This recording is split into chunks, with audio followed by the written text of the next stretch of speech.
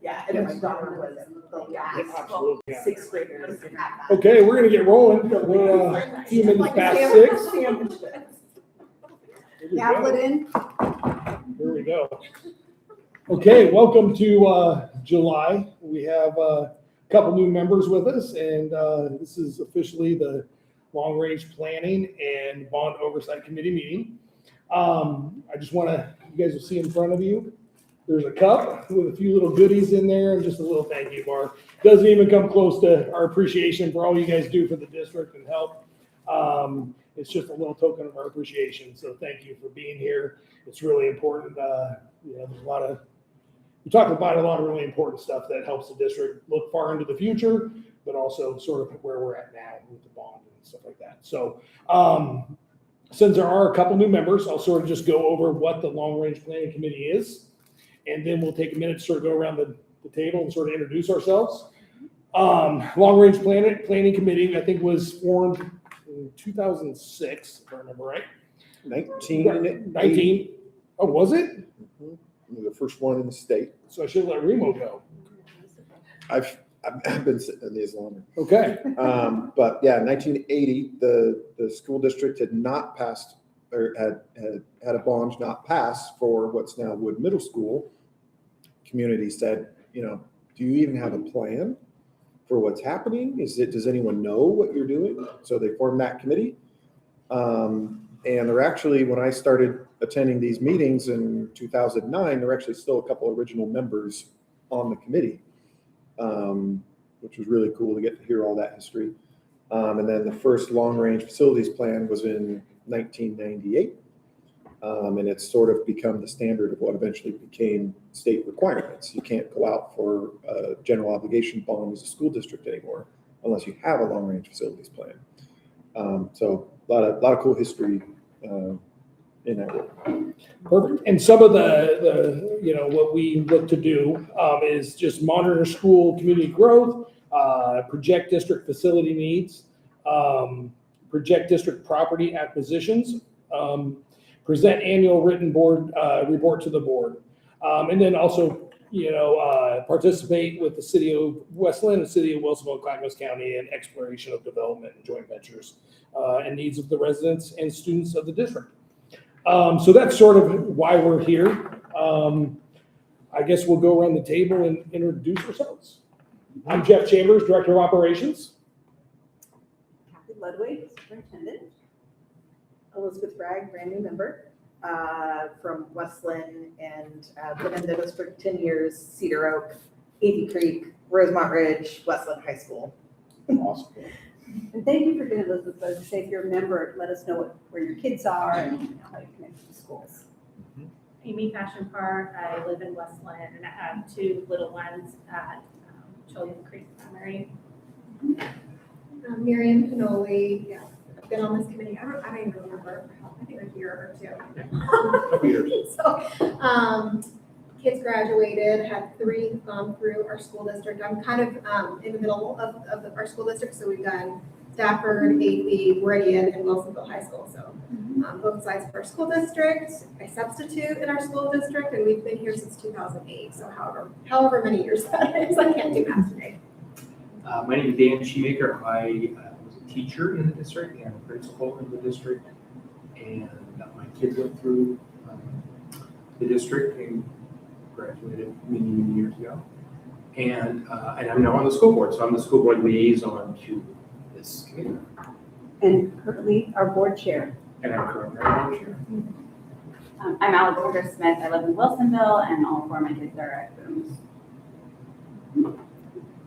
I'm Paramita Mukherjee. So this is my second year on the planning committee. I'm also on the school board of Three Rivers Charter School, as well as the board of our Wilsonville Robotics Stewardship Group.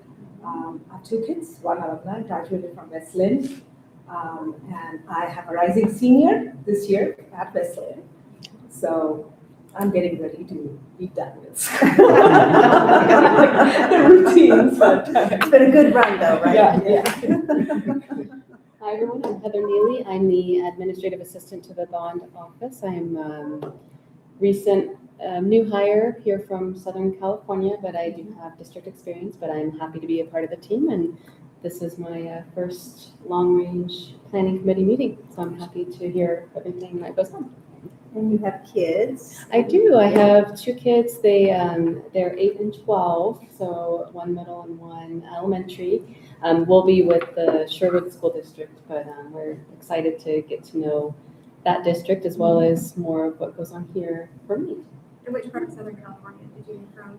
From Ventura County, Ventura County. Thousand Oaks. I used to work for Canea Valley Unified School District in Thousand Oaks. I grew up in San Diego County. Oh, so yeah. just, kind of close.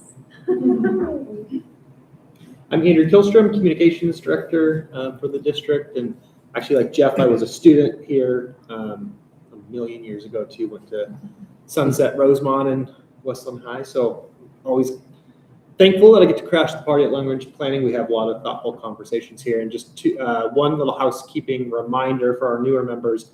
These are public meetings as a board-appointed committee. So you'll see this camera here. We do broadcast these meetings and record them for interested community members. So just if you're wondering what that is, it's a camera, and these are live kind of public meetings. Just a reminder to all our folks. So good to see everyone. I'm Darlene Wilmus, the bond accountant. I've been in that position for a few months now. I came over from the maintenance department. I've worked for Linn-Wilsonville School District since 2018. And I started at Athey Creek Middle School as the admin assistant. Then I was admin assistant in the maintenance department for, about 4 years? Yep. So here I am. We stole her, as the operations team frequently reminds me. Yeah, I'm Remo Douglas. I'm the Capital Construction Program Manager. I oversee the construction office for the school district, have my hands on a lot of kind of longer term planning, properties, property management, those sorts of things. I will note that both of these fine folks have joined our team very recently and have quickly become indispensable and just the greatest support and part of an amazing office environment in the bond department. And I'm just absolutely blessed to have them here. This is Heather's third week. She checked in with HR, jumping out of the moving truck on a Friday so that she could start work on a Monday. And our accounting in the bond office is very complex. There are multiple different funds and is very unique relative to the rest of, what a school district is doing financially. And Darlene has gotten right in there and has just completely taken it over, has it under control. I, again, just want to express very public thanks for all of that support, which is now allowing the whole machine of the bond to move forward. So, yeah, very fortunate to have everyone here this evening. Perfect. Okay, so how this works, we have two sections. We're going to start off with long-range planning, and we'll go through that, and then we will roll into bond oversight. Sure. So the first agenda item for the long-range planning committee is the Oppenlander sale, and I will let Remo sort of talk through that.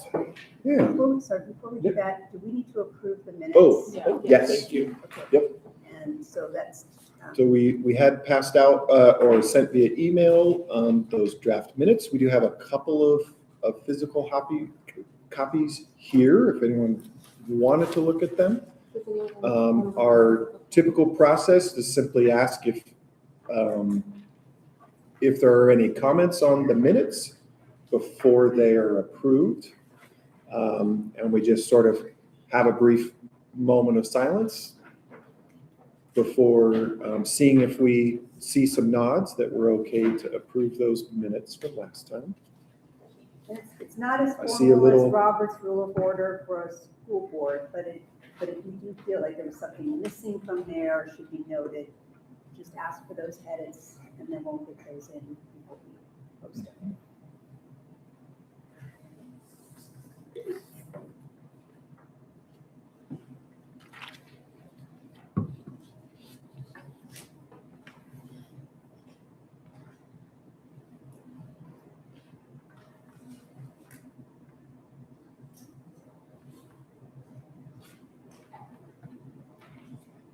Awesome. All right, seeing nods, consider those approved, get them posted to the website and out to you all. Okay, so now we will roll into long-range planning, Uplander sale. Yes, so as likely all of you know, the district has been in a process for the sale of the Oppenheimer property in West Linn for some time. Earlier this year, we received new offers on the property, and the board authorized staff to move forward on a purchase and sale agreement with Venture Properties for $7,925,000. That is materially more than the prior negotiations with the previous buyer. And so that purchase and sale agreement was signed last week, which starts the clock for the sale. The end date on the closure for the property would be next May at the longest. The buyer does have the opportunity through the process to say they're comfortable and confident they'd like to close, and there's a specified time frame to allow that closing to happen. But we expect that it will happen sometime in 2027, that closure. Any particular questions on that item? Just curious, so are they gonna has that been rezoned, or is that gonna be rezoned as residential, or? It is residential. It is residential. Interestingly, West Linn land use zoning doesn't contemplate a public facilities zone or a school's property zone. And so all of our schools are technically fairly odd homes. And the code accommodates it. It's good for a little chuckle, but the code accommodates it. There's a process. But that does mean that Oppenheimer is residential zoning. And that developer does now have the opportunity to go through the land use process with the city for their proposed development. We don't have a direct role other than acknowledging that we're the property owner and this is the potential buyer. But we expect that they'll be moving forward with that in the coming weeks and months. They did have a planning permit pre-application meeting, which is a very early sort of inquiry meeting to better understand the needs that they'll have for permits. But yeah, in the coming weeks and months, we'll be seeing more of that moving forward. Awesome. Okay, any other questions on that one? Seeing none. Perfect. Okay, we'll move on to Bolton and Stafford leases. So over this last year, we all know about closing Bolton and Stafford, and we have found a couple of leases for those buildings. Over at Bolton, we're leasing the Clackamas ESD. They have a program called Heron Creek that they'll be utilizing that school for. And then at Stafford, we'll be leasing to Embrace Preschool, and they'll be using approximately, I don't know, half the school. So we'll still be able to sort of have the other part of the school to utilize for some of our stuff. But yeah, that's where we're at on those. So far, it's been great. Both organizations, it's been a great relationship. I think it's going to work really well. So it's pretty exciting. So. But the move in Yeah. process. Yeah. So we basically July 1st was the first date where they can move in. It went really smoothly. It was a little difficult at first because you can imagine when you have full schools of stuff. But we were able to go through and knowing about this a little bit ahead of time, we were able to analyze and go through and take inventory of all of our desks and chairs and equipment, supplies, and utilize them across the district. So across the district, when we looked at a lot of our other schools, there was areas that we would have to purchase new furniture, stuff like that. So we're able to utilize a lot of that. So we went through up until July 1st, and operations, we got everything out, got things moved, got teachers moved to their new locations. And then worked with them on getting them access to the buildings at that point. so far it's been really smooth. How long are those leases? The leases, they're year to year. Yeah, they're a 1-year initial term with up to 4 1-year extensions. And so should there be another need for the facility or again, everything is going wonderfully with both tenants, but should there be any, disagreements and, that provides the district the opportunity for that off-ramp, and both parties really, the off-ramp, if that lease isn't working out. But it's between 1 and 5 years potentially. Nothing would necessarily prohibit considering a new lease and further extension if that were appropriate at the time. But the current agreement contemplates that 1 to 5 years. So, okay, you said it was Embrace Embrace Preschool Preschool, at Stafford? Stafford, correct. And then who was it at Bolton? Clackamas ESD called Heron Creek. Heron Creek, and that's another preschool? It's a program, Oh, so K-12. If you want to look up Heron Creek, they have a website through the ESD, and they are a therapeutic program, okay. and it's an educational program. We have, how many students from our district? It can vary Yeah, from 7 to 10. upwards 7 to 10. So it's a county program school for any of the 10 school districts in the county. Okay. You can have students attend there. So it's Yeah. run So by the ESC, county. I think, has a list of how many from each district this last year attended. It used to be at the Marylhurst campus, and which was actually Lake Oswego district. So they've been with Lake Oswego district a number of years. Yeah, I've heard of them Yeah. before, so. And And maybe- they had 97 students total last year. So that's probably roughly. And their old location, to speak a little bit about it, is more office spaces, so it didn't really fit their educational purpose. And so we had multiple meetings with the staff and did walkthroughs, and they were really excited about the space and utilizing, what options they had available to these students. It was pretty exciting. So They're so happy to have a cafeteria, a gym, a library, a playground, and not be kind of in office suites on the Marylhurst campus. So, Maybe there's a couple others you could maybe speak much better to. What is Clackamas ESD?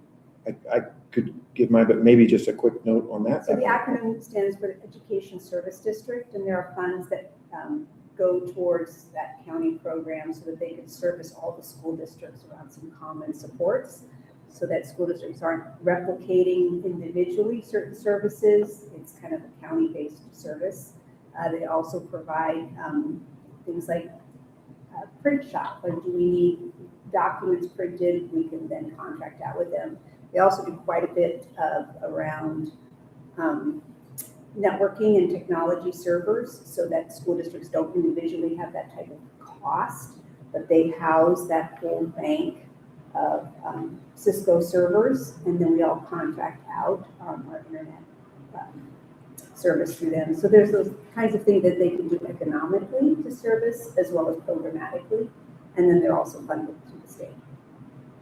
I can just say, for example, when I was teaching, I had a student who was vision impaired, and the ESD brought in equipment for that student that I couldn't, the district didn't have. And every county in Oregon has an ESD or combination counties if they have a smaller population. So the ESD system is intentional and it's stable. And so do sorry, were you You gonna? can finish yours, yeah. So do they do both of this preschool and the ESD program there? Do they have access to the entire schools or to the entirety of Stafford Primary and the entirety of Bolton Primary? both of them are different. So Stafford, they have access to a certain area of it, and since it's a preschool, really, there's a preschool side of it next to the preschool playground. Those are the classrooms they're gonna access, Yeah. but also the front office area for their admin area, the library, stuff like that. The rest of the school, they will not be accessing because their students can only be in certain areas. Right. As for Bolton, they'll be accessing the whole building. There is one space that we're gonna continue to utilize. But as for that, it's all the other spaces. We still will be able to, after school hours, utilize the gym for, our gym facilities and our sports fields are premium in the district, and we're always looking for more. So we still have the ability to use the gym and that other space. And the other space is going to be for robotics. Westland High Robotics, they needed an area where they could have and do their practices and builds and stuff like that, because they didn't really have that. So, and they were utilized it last year. So, Yep. no, it's fine. I had two. One ties into that.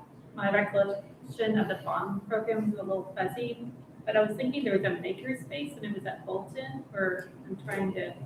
So there, yeah, so, and we'll be able to go into it in a little more depth at that part of it, but very appropriate question for this phase of the meeting.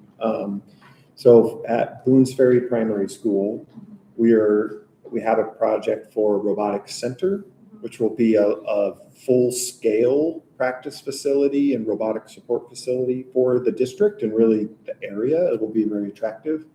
But each of the high school programs needs not a huge space, but a certain amount of space to be able to just do a quick, will the robot go back and forth real quick? And Westland High School is still quite full. It's still around full capacity. And so the district has worked with the school staff and the ESD to preserve that one space that they've been using as kind of a mini practice space, so that they can continue to have access to that. And then that robotics center project will provide a much more robust, full practice facility that they will also use. But it's much easier to take the robot 2 minutes down and do the little zip and just make sure it's working kind of thing. Yeah, they do so many little 5 minutes create this little gear. I need to test it, and so it's critical for them to have that space close to them, sort of their workshop. Okay, thank you. And the second question, is there a plan for the other half of Stafford, or are you looking for opportunities, since you said it was leased out, just half of it? So right now, Embrace Preschool only envisions how many classrooms they feel they have. Should they expand or grow, that would always be a conversation, another room here or there. We have some stuff in those other rooms that's helping with a little extra storage. But then there's a space called the multi-purpose room, which is where they have their cafeteria. We still have that, so they don't need that. And so you'll see the next item, one down here, we've actually moved Crest there. So you'll hear about that. So we still have the annex, which has some offices, that multi-purpose room where the kitchen, the cafeteria, and a few of the classrooms. We don't have plans for those classrooms either right now. They're just kind of empty, building items in it. But Embrace could expand and have more classrooms, or we could find a purpose for them. And then that playground, the main playground, Embrace does not want to use that because it's not preschool zoned, and they have a criteria for equipment has to be a certain height and regulated for preschool students, so they are really not going to use any of that. So that's still out there, the fields for rent and playgrounds and stuff. When we talk about Crest, we'll talk a little bit more about our plan for that. Thank you. Yeah. But definitely a big part of that we were very aware of, as the district heading into these conversations about those leases, is that facility use component, the gyms, the play, the field at Stafford, that those are very sought after. And so again, both partner organizations have been great through that process of finalizing that lease, saying absolutely, like that's a district resource, the whole community gets to use it. And so that access won't change. You're asking really good questions as a committee. So thank you. Can I ask? For, I know the robotics center is going to Boone, will Boone still have access to, they store a lot of things up in the attic area of the gym, so they still be able to access that? We're working through what exactly it means. The school is built to really accommodate closer to 800 students, and they're right around 400 now. And so there'll be processes and conversations over the next year of balancing the use between those two spaces, those two uses of the robotics and the primary school. What the district won't do is just blanket, change things in a way that's not going to work for the school. Now, which items go in which space specifically, will be part of that process. But yeah, it's not yet set where, we haven't even started the design for it yet, so we can't answer very specifically. And I think it's important just to always fall back on, we are always paying attention, to the needs of that school and utilizing what we have at that school.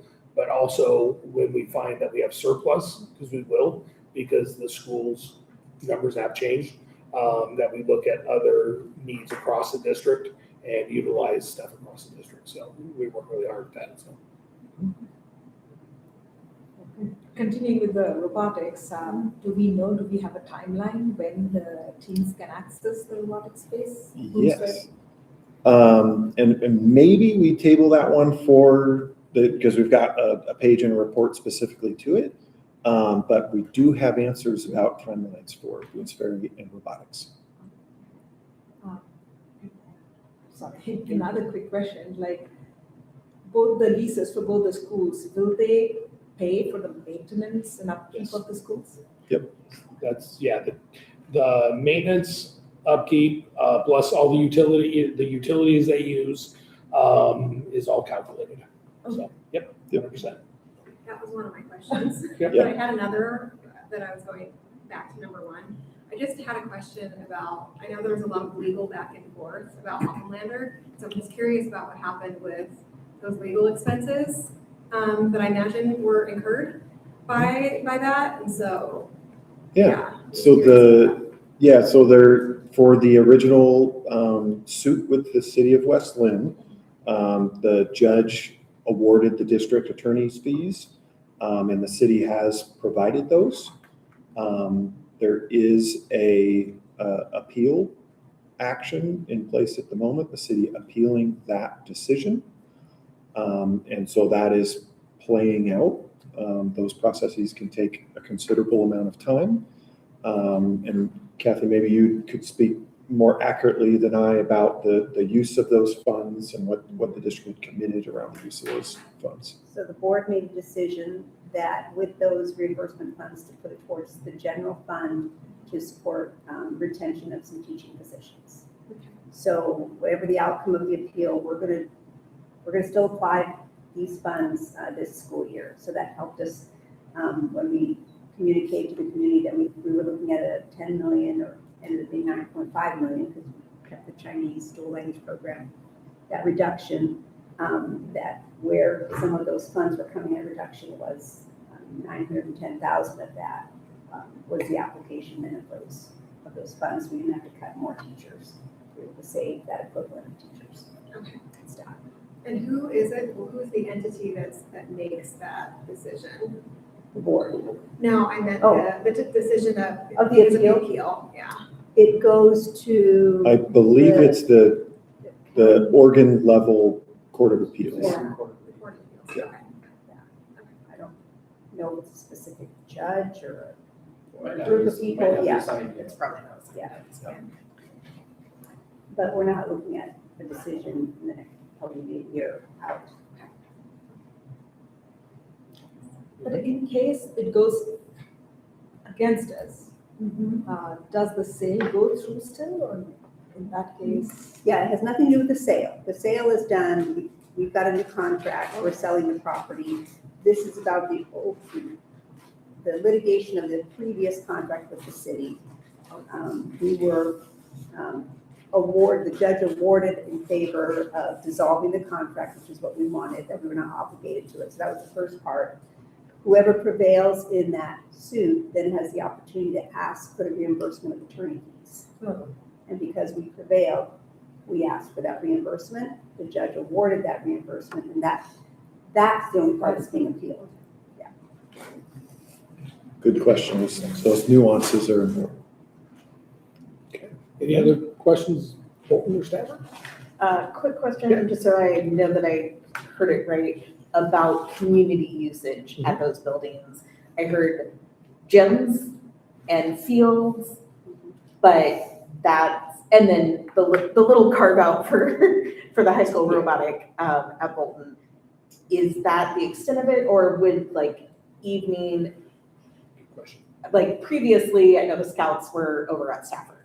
So Yeah, so the specific areas that are gonna be used are just the gyms and The gyms and outdoor outdoor areas. areas. Correct. That would be available for community use. Correct. The district itself will use other spaces. Now, as for the outside properties, it's still gonna fall under, we will open them up, it's still available to the public after hours, those type of things. Okay. So, yeah. The use. We are exploring use of that NPR space for after-hours community use At Stafford. Number Yeah. four. at Stafford. When we get to Crest. Yeah. Yes. We'll move on to the next year. So Bolton Historic Registry nomination. I'm gonna just I'll take it this side. There we go. So just to put this on your radar as a long-range planning committee, we don't know the outcome of this. We have, this happens from time to time, that there are community members that are interested in preserving aspects of a community to what's called the National Historic Register, whether it's an old city hall, you live in Westland, you probably heard about the old police station, buildings that have been around for a long time. It could be a feature. Director Shoemaker and I were talking about a bridge at one point. So that it's a national, it's an ongoing occurrence that anybody can nominate. Because we are a public school district, and these are public buildings, even though they're owned by the district, anybody can nominate, a facility. We did have a couple community members nominate Bolton, and I think part of that was just the gesture of, we closed it as a school. A nice gesture might be to see if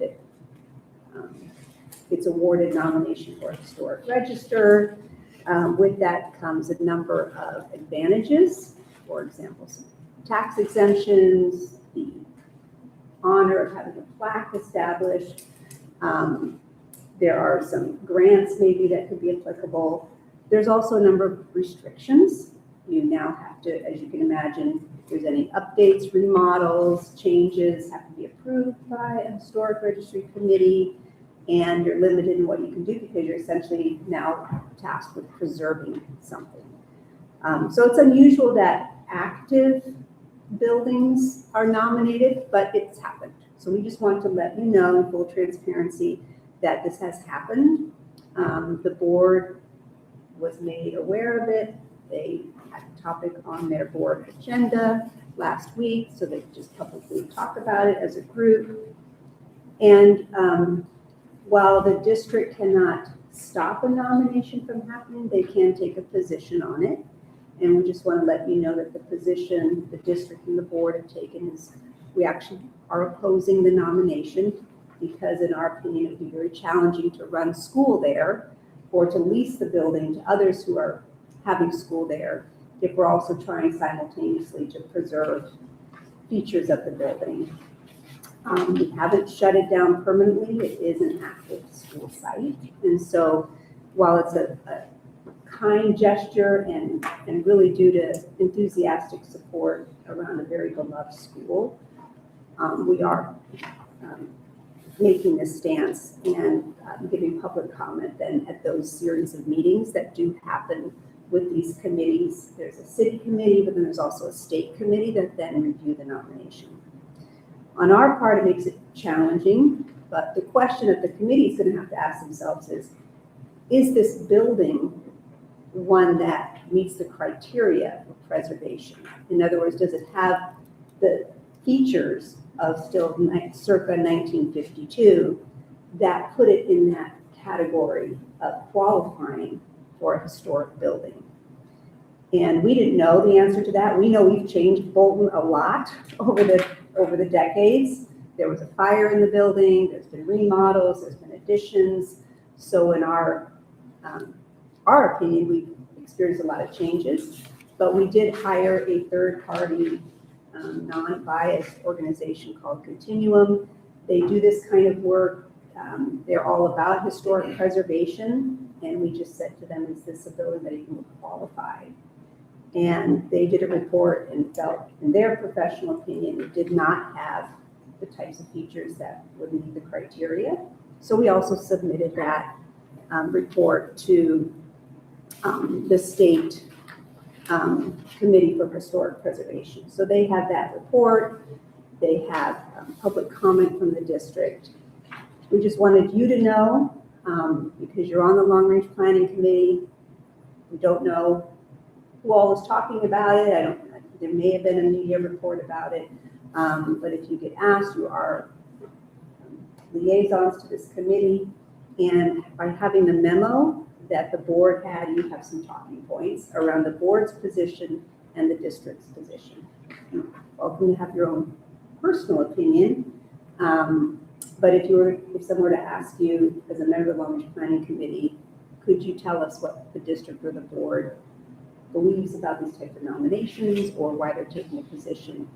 You have some talking points, but certainly you can direct them to contact any one of us. So we just want to let you know that that's happening. You're informed because it's about one of our facilities. It could impact long-term use or not of this facility. It might say in here, is the State Advisory Committee on Historic Preservation the final decision maker? They would be recommending it then to a national committee.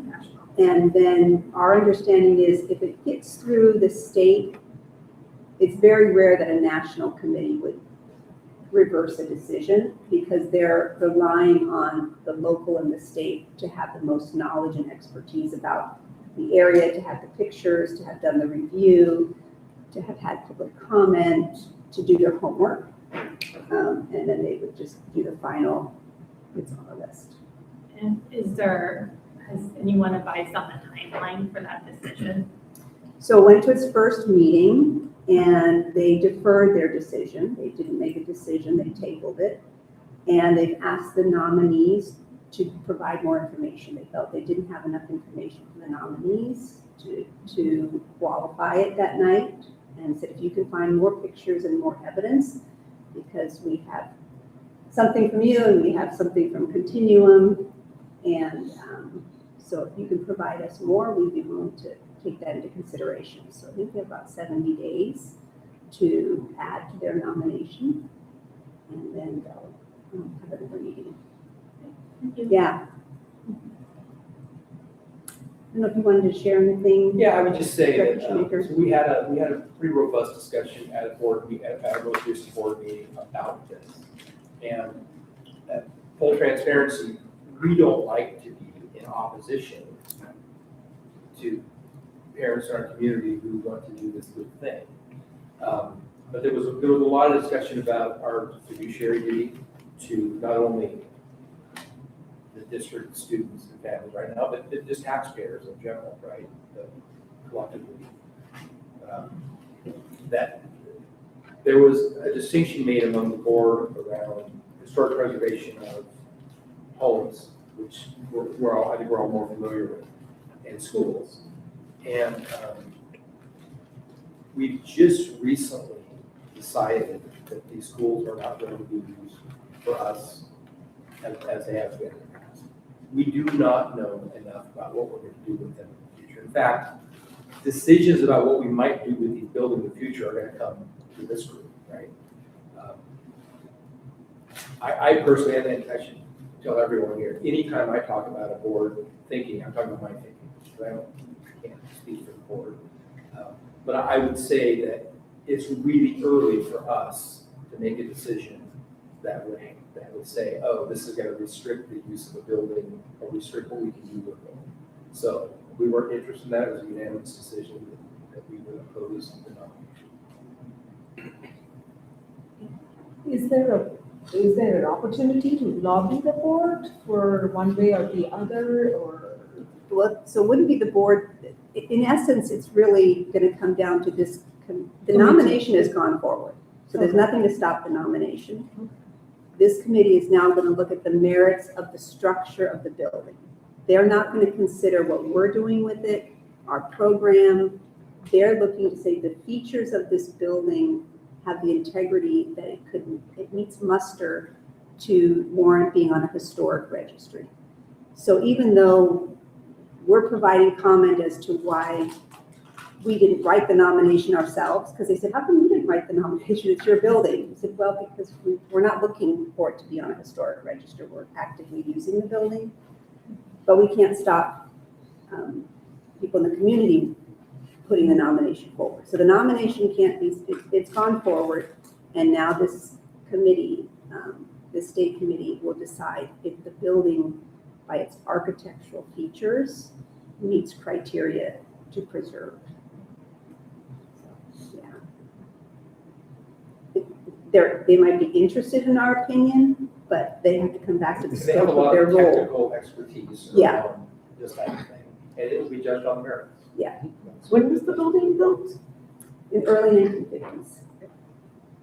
So that mid-century modern kind of roof line, and there was a comment made at the meeting around, wow, just kudos to your school district that even through all these decades and all the changes, that you really tried to keep with the architectural uniqueness and the neighborhood and create additions and remodels that blended so beautifully with the community. And we can see why you would think it would still be a 1950s building.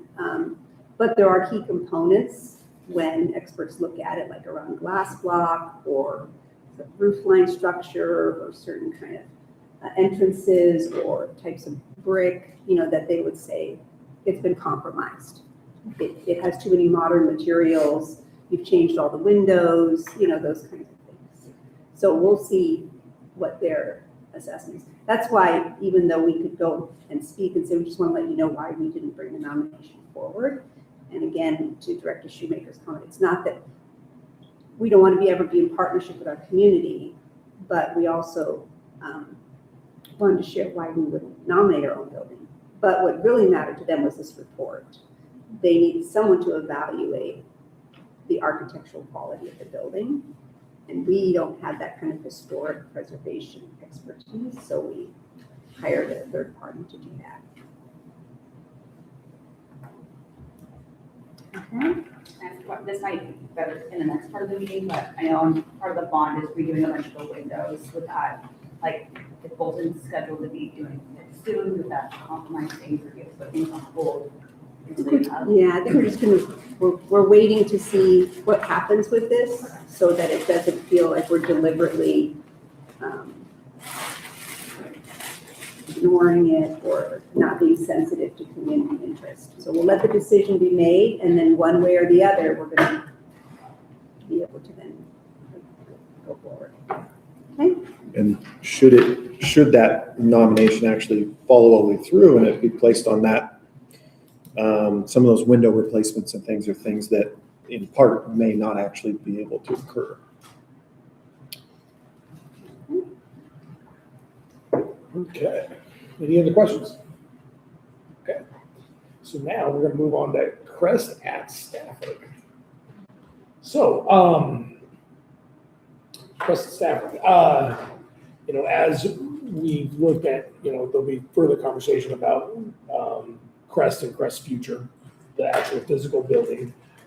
Crest has turned more into not about a place, but a program. And so we've looked at the district and how we support that program. And so the staff that worked at Crest, we were looking for a home that sort of fit their needs across the district and sort of centrally located. Physical location of Crest, where it sits today, there's a lot of tools, there's a lot of stuff that they would have to bring to these certain locations to run the Crest program. In looking at now with Stafford and the opportunity with the Stafford NPR and the annex area, it seemed like it was a good opportunity to make an office there for the Crest employees to be able to work across the district, run programs. Also, it's centrally located to District Operations Center, which is where I'm at, right there behind Stafford, in between Stafford and Riverside. This gave them the ability to have even more tools and resources as they're working across the district to run these programs. So we just felt that was a great location for them. So we're working with them right now to sort of put that together. And we got a communication out about that move to Parent Square. In June. About a month ago. Yeah. Any questions about that? Was it in the annex part? Sorry, because I thought at one point you were talking about the multi-purpose room too, so. Well, yeah. Wait, What space? So there's a room, well, I guess we're gonna call it, it's been called both, but it's sort of, we're calling it the annex because it's the room in between the NPR and the office space. It used to be an IT area where IT sort of stored their stuff. It's a bigger room for them to have a lot of their equipment and stuff like that. Okay, so Yeah. not actually in the, Not in the NPR. okay. But that NPR space is now available for if we have groups of students that want to come. And if the CREST staff says, we'd like to host something, it's now central to the district, we have the NPR, maybe we want to do something in the summer where it's like, how do you do plants, and we have all the plants, the kids come. There now is this really beautiful kind of open concrete floor, cafeteria space that we can run some CREST camps, so to speak, that are central to the district. So that's an exciting possibility. We used to run them at the old CREST house. It was kind of confined, but between the indoors and the outdoors, we ran plant sales at little camps, and high school students ran little booths and things. Now there could be even a space for that we could kind of adjust for that. Additionally, because of that NPR being available to us, there could be other camps we could run out of that space, OMSI camps or music camps or art camps. There are groups that contact us and say, we'd love to run a camp for your district. They bring the staff and the materials, and then if they just rent the space, families can sign up, kind of like the camps your kids are going to. That's such a great resource. Yeah, and so it's really got its own set of bathrooms, it's got a stage even if you wanted to do children's theater, so as we grow into what does it mean to have this space available now for district programs, if scouts wanted to rent it, pointer or something on that floor, that's something we could maybe accommodate. So it's early, and we're right now just moving the staff over. We move staff out, we've got stuff in there. But as it gets more, we move the accommodations over, we think about the possibilities of that space. But for right now, it is where the CREST hub is for the district. That's exciting. It is exciting. It's been a lot of fun conversations about the potential use and the potential, how CREST looks and how they can operate out there. So it's kind of, So I'm trying to remember, because it's been a while since I've hung out at Stafford, but Yeah. is there an exterior place then where there can be a bunch of, beds? So, Like yeah. garden beds? There actually is, when you go to the other, in between Riverside and the DOC, Yes. they actually have some garden beds over there. Yes. What's sort of exciting though is we also have the piece of property next to it that is our Stafford warehouse, and we use it in operations for storage and stuff like that. It'll be a good resource for them to be able to have equipment over there, but who knows what that looks like in the future, because it's a big piece of property. Well, I think back to that core notion of CREST as a program, and that the CREST is going to schools more than schools are coming to CREST, and that's been the case for a number of years now. And so it's again part of why this move makes sense, because that keeps the team more central with all of their equipment and all those things. Primary school, every primary school has garden beds, so they don't need to go somewhere to do garden beds. And that staff can go and work with the teachers and help that school's program continue to grow their garden bed program. And that really does harken back to the roots of the origins of CREST, and that was much more what it was in the beginning, and again in more recent years. And so again, this location is really beneficial in its being central and then supporting those teams at the schools primarily. Now, as things develop, what camps may be and those things. But again, that emphasis, that I don't think there's an expectation of big complex horticulture and gardening happening at Stafford campus. It's more about, reinforcing those opportunities at the schools. This If that makes me makes feel sense. old. Yeah. This is like my son's generation building, like I know. accessible gardening beds. And, I know, and if you've been to CREST recently, it's a lot to maintain, and you need a lot of staff. There's orchard trees, there's just a lot of property. And for our staff to always be over there, at some point we have to ask, is this part of the K-12 program, or are we just hiring people now to do? And years ago, we were exploring. We thought high schools with their programs may want to come over. What we learned is it really wasn't practical for teachers to try and get a bus for 45 minutes with kids on it, come over, do something. They actually wanted it on their campus. And so we really said, okay, then the program really needs to actually go to campuses and support ISEF and environmental science and CTE programs that are on campuses instead of expecting kids to get on buses and come. So there was a little trial and error and evolution and constraints of staffing and how much time would staff becoming farmers and, you know, really taking care of the crops and less time actually engaging with students. They were just overwhelmed. And so where Frog Pond Primary is, that's of course where also Crest Farm was. Right. So we shrunk that down, and we were just over by Lucas Ferry, and we've kind of been shrinking that down to be more manageable. And just over time have said we've really got to support the programs at the school sites. And Crest Hub then just became a place where the tools were kept, the curriculum was kept, kind of the landing zone. But in the summers, maybe some programs there a little bit, because kids weren't in their schools, younger kids could come over and do things. So that's kind of where the vision is still now, and we've now moved it central. So. And you mentioned something about accessible like gardens and stuff like that. And I know we had that meeting last year over at Frog Pond.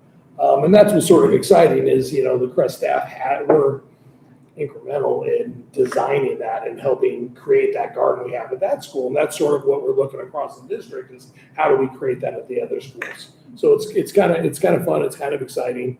Yeah. How much staff is in Crest? I only know Helena. So is that it, or are there other staff members that are Crest staff Well, members? full-time managing was Helena, but then there's also the ISEP program. So we have Danielle Schroeder who runs that, and so she kind of has an impact. So then with her She's home now- base would then be at this new location? No, or- she's staying at Wilsonville High School, but she's also teaching. Okay. But then Helena supports that program, and then there's times when we've had like AmeriCorps volunteers and, you know, folks like that who want to be internships, so it can kind of grow and get smaller. But right now, it's really the two of them, with opportunity for students, parent volunteers, and should we ever get a request again from AmeriCorps to have some volunteers if we feel we can manage that, you know, that's always an option.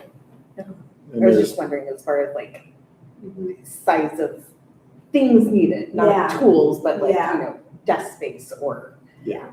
storage space. Yeah, Stafford space is, there's plenty there at this point. And that limited number of staff there again speaks to why trying to manage several heavily vegetated acres, Doesn't make say, sense. you know, Helena, not only are you supporting all of the schools, but also here you go, here's this acreage, right? And that's the challenge. I thought it was good for her, but You don't know I anything. got You know, one of the visions of it, and then I know it can go on, way back when it started was this idea of how do we build capacity for teachers to feel they can incorporate more hands-on environmental science and not just the textbook. And so this idea, if we have someone who's full-time with that vision and we have a space, eventually do teachers feel more comfortable incorporating environmental science into their instruction? And we've come so far with understanding that. And I would even say the state of Oregon has around its standards and expectations and resources. So we've kind of met that goal, and now it's like, what next is the purpose of Crest? If we've kind of got now strong environmental science programs in all those schools, and there's actual standards around that now. We've kind of, the times have caught up with that vision, and now it's like, how does this program now evolve to be the next thing that's needed? Okay, now we'll move on. We're behind on the agenda, so. Sorry, but this is, do you have any more information on kind of like the timeline or plan for the current, I know like you're still working on it, but there are rumblings that the building's being demolished in this community, so. Well, that's the next number 5. I was suspecting that they might be tied in. There is a relationship there. Okay, so we'll move on to that, residential building and demolitions. It's a little mixture of long-range planning and bond, because it's sort of under the bond program, the removal of these structures. There's 4 of them. There will be, we have the crest, we have this, it's called the 60th house, it's Meridian, that house that sits on Meridian Creek's property off of 60th Street. No one really knows about it. It's a house that's on, right next to Meridian Creek Middle School. Then we have the 2 houses over next to West Linn on West A and McKillican that we purchased from the church a few years back for a parking lot. So those will be coming down. I'll let Remo talk a little bit about how that fits into the bond. And Yeah. So the 2 across the street from Westland High School, the property was purchased with the agreement with the prior owner, the church across the street there, that it would be developed for parking, and that we could come to some sort of understanding for their Sundays about being useful around parking. And then we got the property and we can expand parking at Westland High School. Really, the reason why these demolitions are happening now, rather than always, paired up right with new construction, is that every year there's maintenance costs, there's utility costs, potential safety issues. Is anyone, they're not occupied, and so, or is somebody breaking in and someone living there? Those sorts of things. And so, kind of again, as with so many conversations right now in the district, are there costs that the general fund is incurring that they need not? And so we're putting this package together for demolition of these structures, saying at the 2 properties across from Westland High School, very soon they would be removed anyway, and we'll be developing, the parking lot, going through that whole design and permit process for that. For Crest, Crest had been looked at and talked about and said, we really need to find another space for Crest. That existing home is worn out. It's not in the best of condition.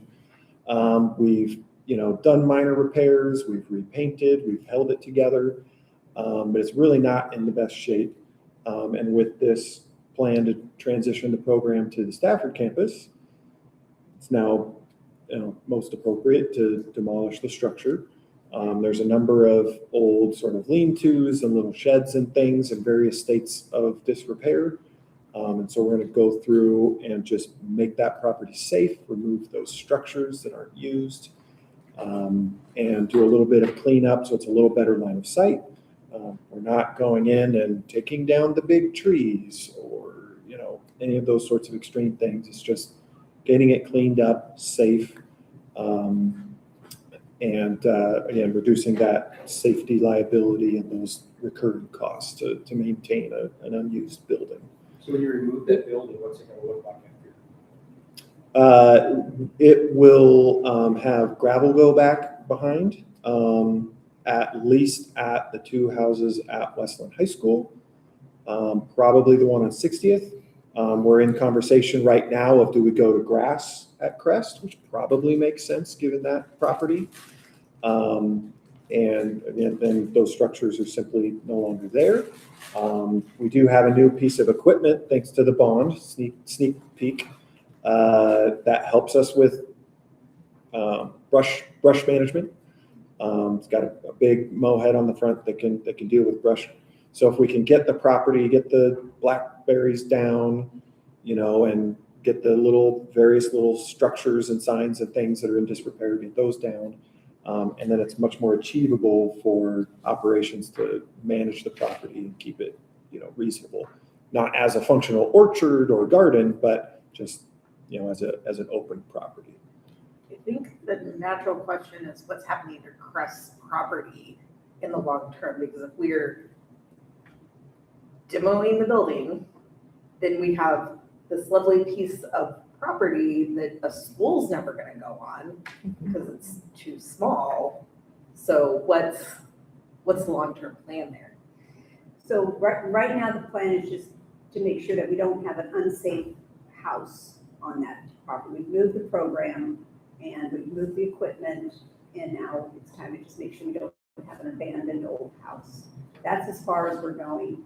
Then it's this committee and the board, often the board will give a charge to this committee and say, we want you to do an evaluation of some of our property. Is it surplus? Should we keep it? That's how we got to Oppenlander sale, is because this committee did a review and determined they recommended to the board some property that they felt was surplus for that exact reason or wonder. And so there may be a time when that's included in another review. But as far as we're going with authorization from the board, it's still district property. We just have to make sure it's safe, right? And we're looking at how we can maintain it, Yeah. effectively. And all these properties right now, Crest is pretty hard to maintain. And it'll be nice to have it, so operations and grounds can get in there. You were able to salvage the microscopes and some of the equipment. Yeah. No. And we moved that. Let's give a little praise to Helena. We did a walk there and she's gone through and organized everything for schools. She's reached out to teachers, had teachers come in, what can we utilize across the district? It's all ready to be moved to these schools across the district. Tools to the garden programs, how we can repurpose a lot of this stuff. So it's great. She's done a lot of work and couldn't have done it without her. So that's in process. Will that include like there's greenhouses or something like that? And then also there's like a garage area. Yeah. Also all of that's just gonna be. Yep. So Yeah. all the structures on the property. Yeah, there's things that we could evaluate and say, we can safely move these, reinstall them, keep the integrity of that. We did that full evaluation.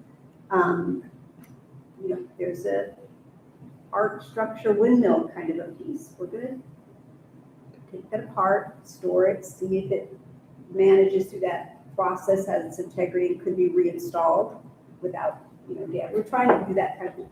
Those murals on the wall, Big mural. we're gonna take those down as carefully as we can. If we can reinstall them over at Stafford so that there's the crest and they don't disintegrate when we're trying to take them apart, that's the idea. And then again, the science equipment, we've had teachers go through that and we're taking, some of that too. So, but then there's just things like an old curtains, or there's just a lot that also has just worn out in 2 years of non-use, we'll make that kind of just determination as well around how to get rid of that. There's a process and a policy around how you get rid of surplus items. And, structures are meant to be lived in, used. It benefits the structure. And as we have structures that are end of life and they're not, it just gets to the point where they're past the ability to really repair them without huge costs. And over at Meridian, it's the same type of thing. That house is at end of life. It's had issues with rodents. It's had issues with a lot of things, and the structural of that building is sort of at that end of life. So that's why we sort of made that decision. And then the other one is up at the Trip property. There's a Trip shed. We've taken that down. That's been there for I don't even know how many years, but we walked in it about a month ago, and I'm like, no one's walking in this again. That's just a shed. Yeah, that's just a shed, but that's the fourth sort of that other structure. So. Yeah, and the two buildings across from Westland High School and the 60th property near Meridian, all three of those homes have some amount of asbestos in them. Before you do demolition work, there's specific testing requirements. We have specialist certified professionals that come in and they do those testings and inspections, quantify, understand what it is and where, and then they help us to manage a bid process with licensed firms who specialize in that work to make sure that those materials are removed in a safe and appropriate manner, materials are disposed of lawfully before those demolitions occur. And that's one more complicating layer of, for those of us who are homeowners, and your roof starts getting to the end of its life and your siding's going bad and these things. And then you add in the complication with these older buildings. If you're going to do any real work, you also need to then, address these hazardous building materials.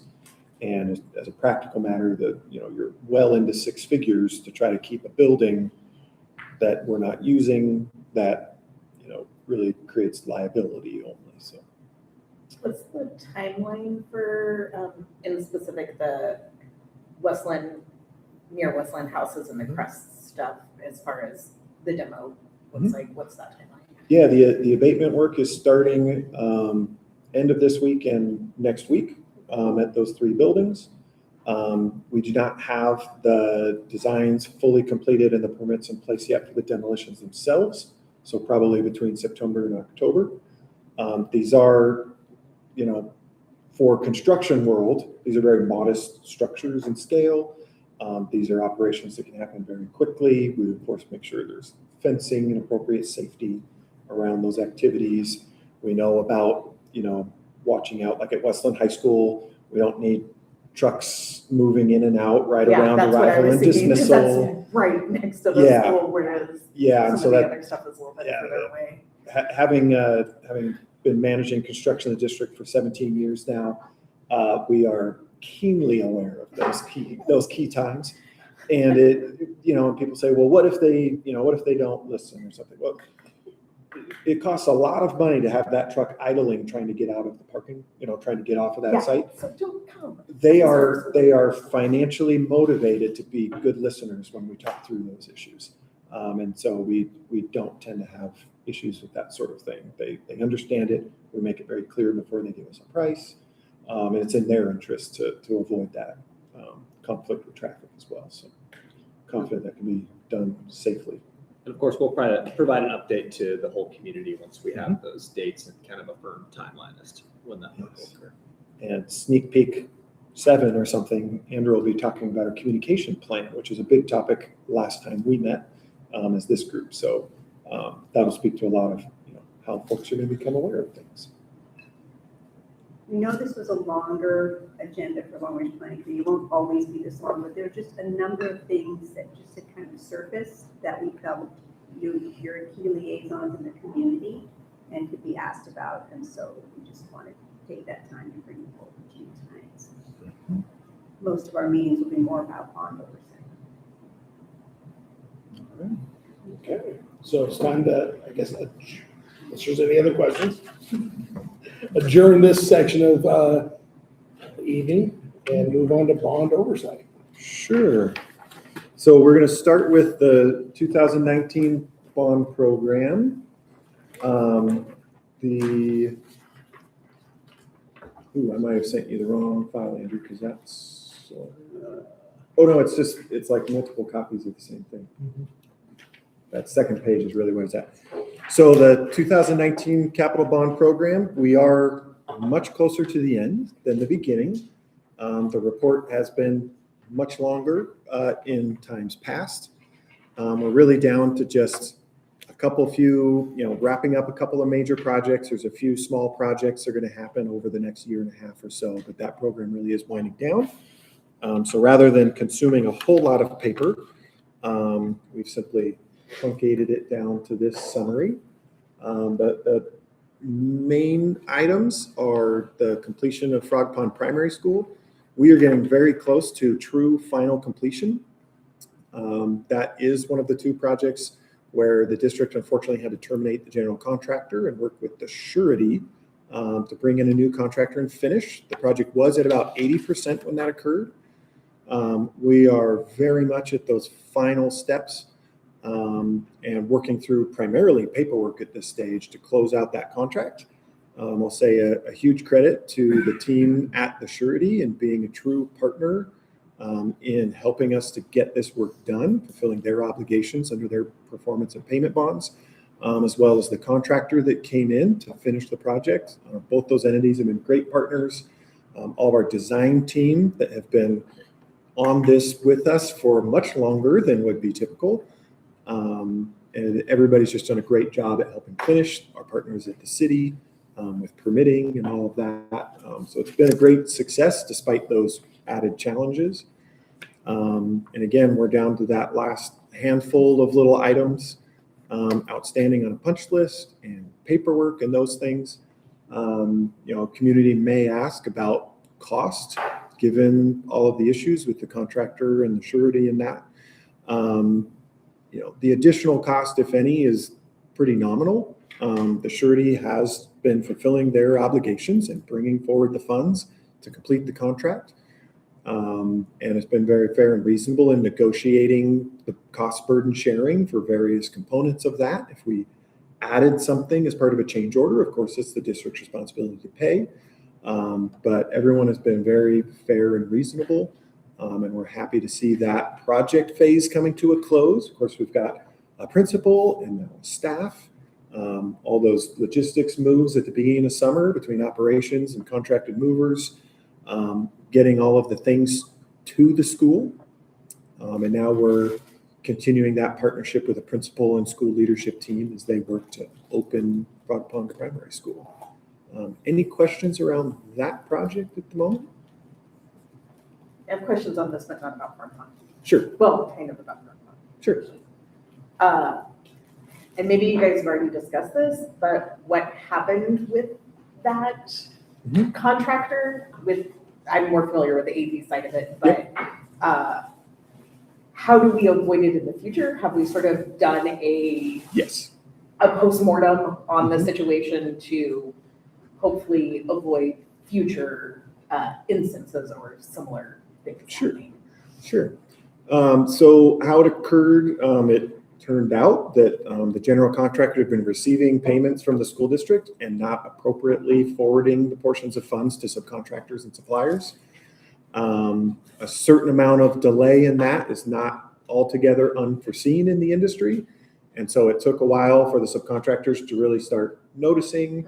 And then the bureaucratic process of going through that takes a fair amount of time. And so, we have always on major projects done a bit of extra work in the contractor selection process. So rather than the straight low price bid, which is the standard process, we've created a custom process where we can have an RFP and kind of qualifications review of contractors to create a short list of who's eligible to bid on a major project like this. So we did do that. That firm was one that'd been around for ages and ages, was as good a name in school construction in this region as anyone. It was very much unforeseen that this came about. We are far from the only projects that they had that had the same issues. But we are looking at additional steps within our contract and our payment processes of saying, we need some additional certifications on large projects from subcontractors and suppliers, noting that they have in fact been paid. It's not an obligation of the district to do that, but it would give a little quicker insight if there starts to be repeated cases where subcontractors are unwilling to, make those certifications that they've been paid. It's very complex, so it's kind of a high level view of that. But yes, we are keenly aware of some opportunities where in future we would insert ourselves a little more directly at certain points. But all that being said, again, the community taxpayers are not seeing a material change in cost of the project Because of the surety bond. because we made sure we were following all the right process. And again, part of why these things take a very long time is making sure that we are following that process very specifically. The surety, again, has been a great partner, but if we were to fail to follow the process, then they would not be obligated to us. Of course not, and they wouldn't pay. Right, and that's business. So that level of care was important to making sure it got done. And going back, the whole roof wasn't on the building when this started coming apart. And so a lot of additional inspections and work and coordination, which again, all the parties did a great job working together, ensuring everything is safe, correct, built well.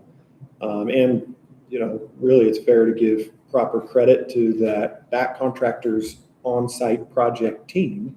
They were doing great work. This wasn't a case of shoddy work happening because there were troubles and having to go back and rip a whole bunch of things out.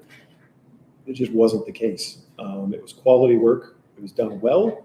It was unfortunate, that what happened. But, that project team was faithful to their duties to the extent they had control. So, yeah, we're very excited to have Frog Pond open in the fall. We've had a number of community events. It's so fulfilling after years and years and years of meetings and work to get to see children experiencing these improvements, to see families going through, to see a school staff go through and go, oh, they see what we, some aspect of the design, and we can just hear them talking about it. And they're saying exactly, we're like, yes, we worked out in the design on purpose because we knew you would see it and want to use it in this way. So my favorite's always about mid-October after a big project gets done and the school's open to go and just visit for an hour and just get to see it in use. We're pretty excited for Frog Pond. All right. The other one being Athey Creek.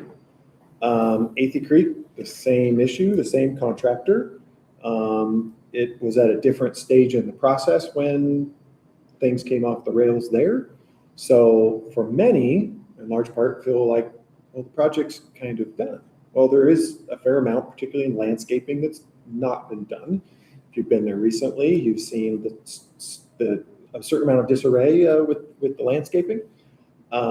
We are hopefully just days away from finalizing the contract with the surety to complete the work. They enjoyed working with the contractor at Frog Pond that took over so much.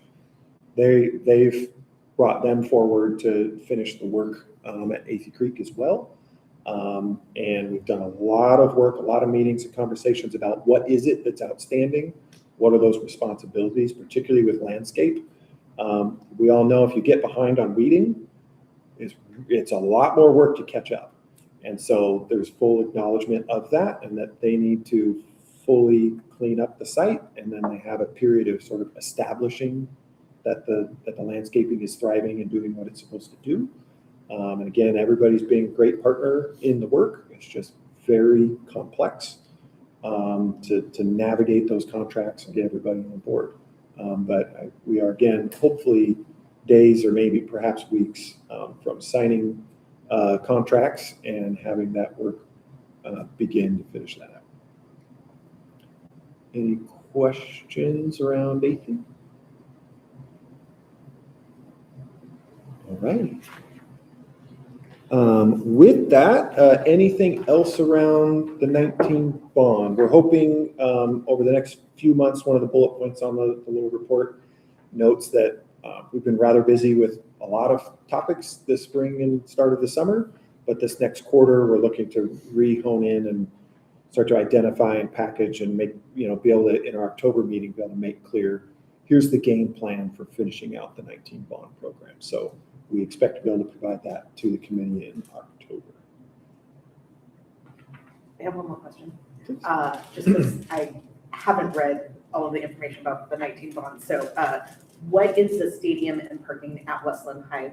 It looks like it's still partially outstanding. So what part is not yet done? Oh, Or is it complete?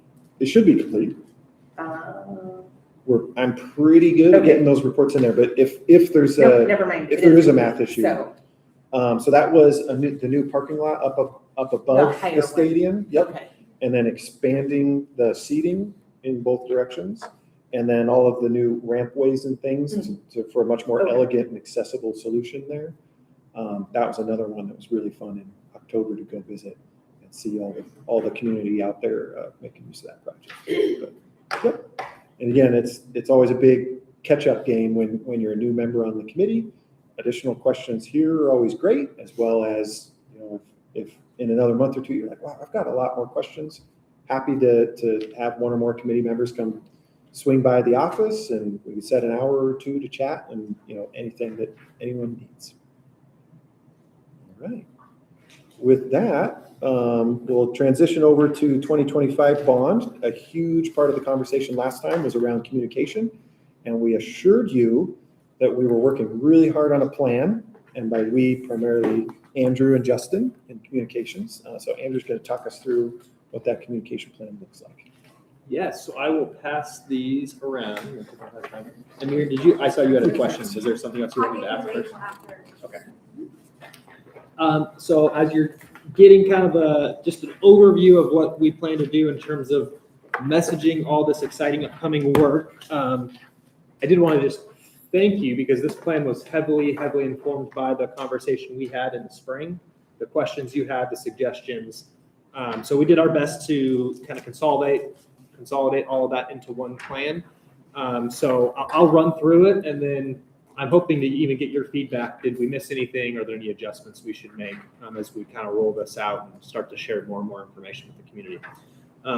So anytime we think about putting a communication plan together for a campaign, an initiative, a topic, something like the 2025 bond program, we think about creating as many access points as possible for community members based on their level of interest, knowing that we have some community members that maybe are watching this meeting. They're really tuned into bond work. They want to know every level of detail. We have some community members or maybe parents who are interested in like the work taking place at their school or in their community, but maybe not, the overall program so much.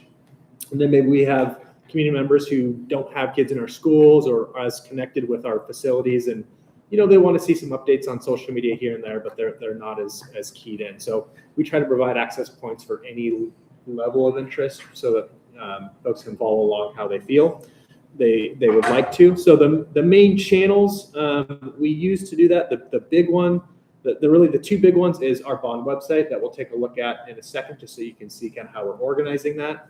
And then our Bond Parent Square community group, which is kind of like a e-blast listserv that anyone in the community can sign up for. We encourage them to do so. Currently, we have about 1,000 community members sign up for that. So that's when we would send big project updates, like the building demolitions timeline update would be an example of when we would use that community channel.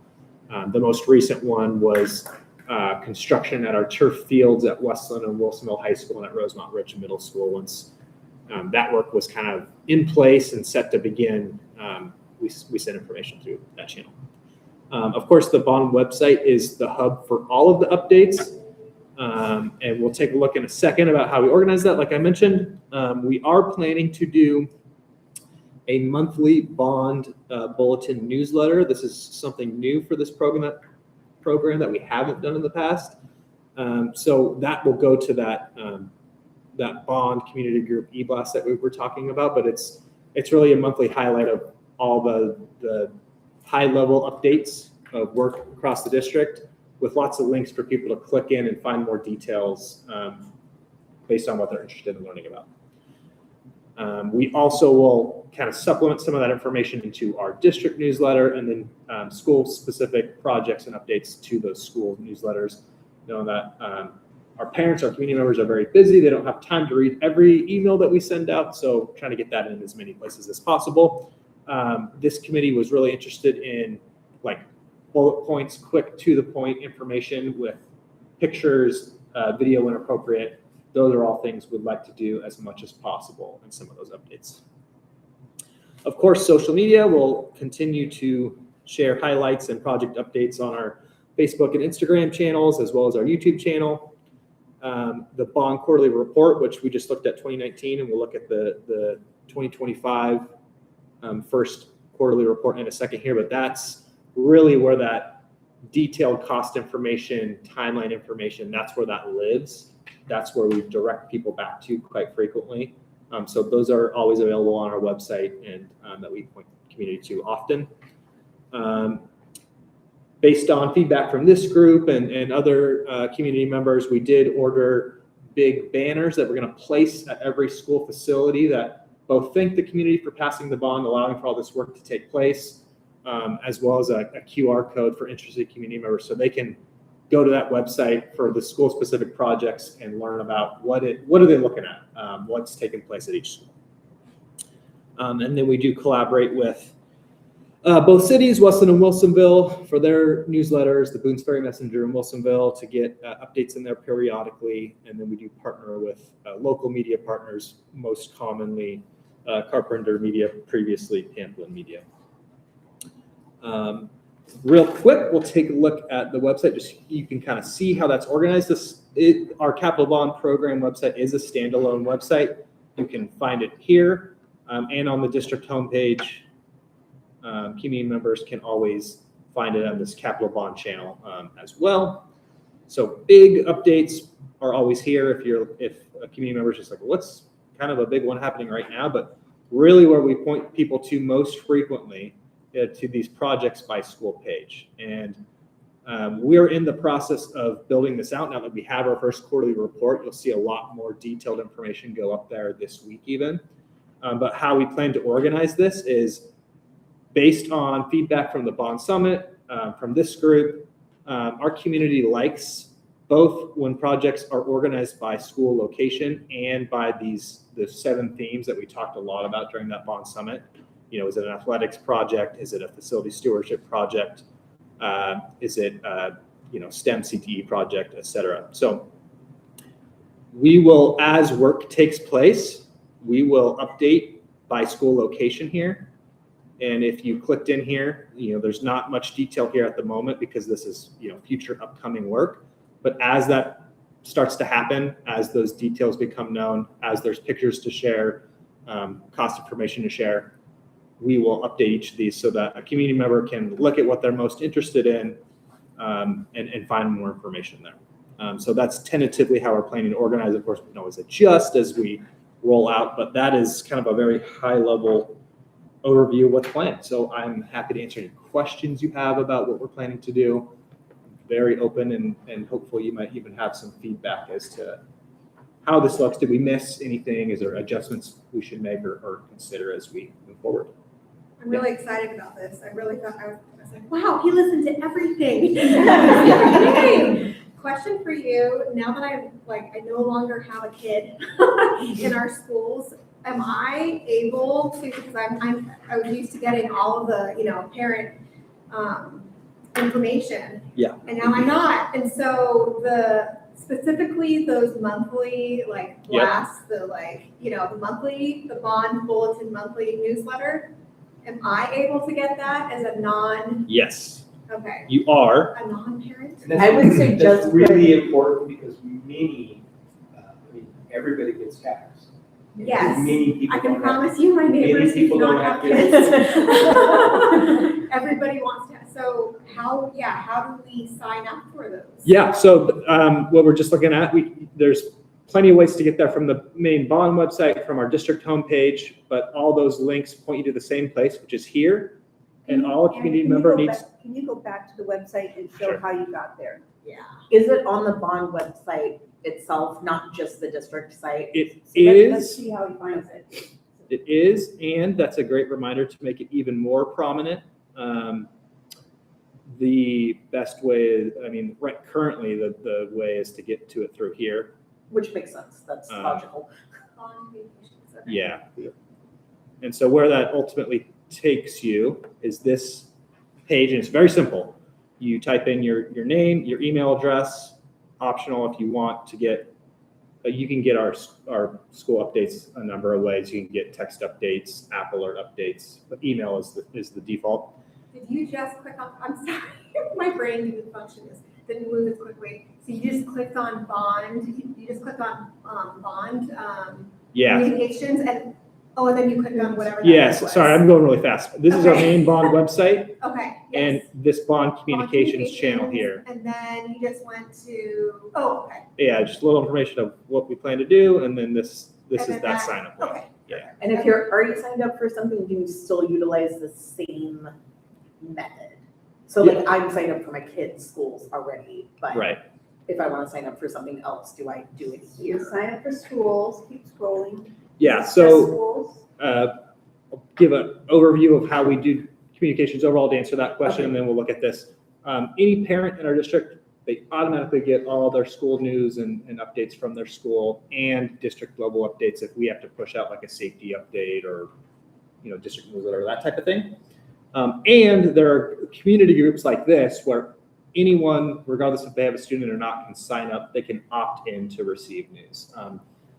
Previously, before I started with the district, all our communications were opt-in, so we had a lot of families missing out on updates. We kind of flipped that so that if you're a parent guardian, we're going to make sure you get that information and you have to actually opt out. So these are all, like, if any community member ever was like, I want to know what's going on at Cedar Oak Park, they can sign up to get that Cedar Oak Park newsletter. And that's the same one that goes to the parents? That's the same one that goes to the parents. To get bond news, you sign up for this WLWB Capital Bond News. And so will that be the monthly one then? That is the monthly bond Okay, newsletter. all right. Yep. And will that pretty much cover all of the schools then? I mean, because I see that you have all the schools listed. This is for bond news only. Oh, okay, I see Yeah. what you're saying. So someone could, That's just any news. we have plenty of community members that they're like, I just want to stay connected, and they click every box. They want to get all the updates, and they're welcome to. So, for example, a school board member who has children at Wood Middle School automatically is signed up for Wood Middle School. But they might click and say, I'm a school board member, I actually want to see the newsletters from every single school Yes. while I'm a board member. They Right. would click, Okay, and that's available for anybody. okay. But it's defaulted to wherever your children are enrolled, you get that one. So we don't have about the carnival and, and whatever's happening, report cards, but bond is just that one. And it will be the bond updates for everywhere. For everywhere. You don't have to go in and sign up for which bond updates you would like. Got it. Okay. Now we But do. what Andrew's saying is, even in the regular school newsletters, we might send a message that a principal can now put in their newsletter and say, besides the carnival and the report cards, hey, you might notice this project is happening with the bond at our school. Okay, awesome. So some people will get those as well. Yeah. And that will be duplicative. So if you're on the Capital Bond News one, you will get all the information that may in parts go out to specific schools. Repetition is a good thing. Yes, it is. I know a lot of members who do not have kids in school district, right? They still want to know what's happening with their taxpayer dollars, right? Probably they do not want to sign up for another email blast or anything like that. So how do we reach them? Like, do we use like the Bloomsbury Messenger or something to give them the updates on what's happening with the bond, the taxpayer money? We do work with both cities to get in their newsletters from time to time. Not every edition, but they do reserve space for us, and we try to provide updates in there. And this information will all be on the bond website as well. So if they'd rather selectively go and learn about bond updates, they can go to the bond website and they will find all that information there. And that's our thinking with those bond banners at each school location too. If you walk by the school every day, walking your dog or whatever, and you are kind of curious what that, bulldozer's doing over there in the corner, you could scan that QR code and get that information that way. Yes, ma'am.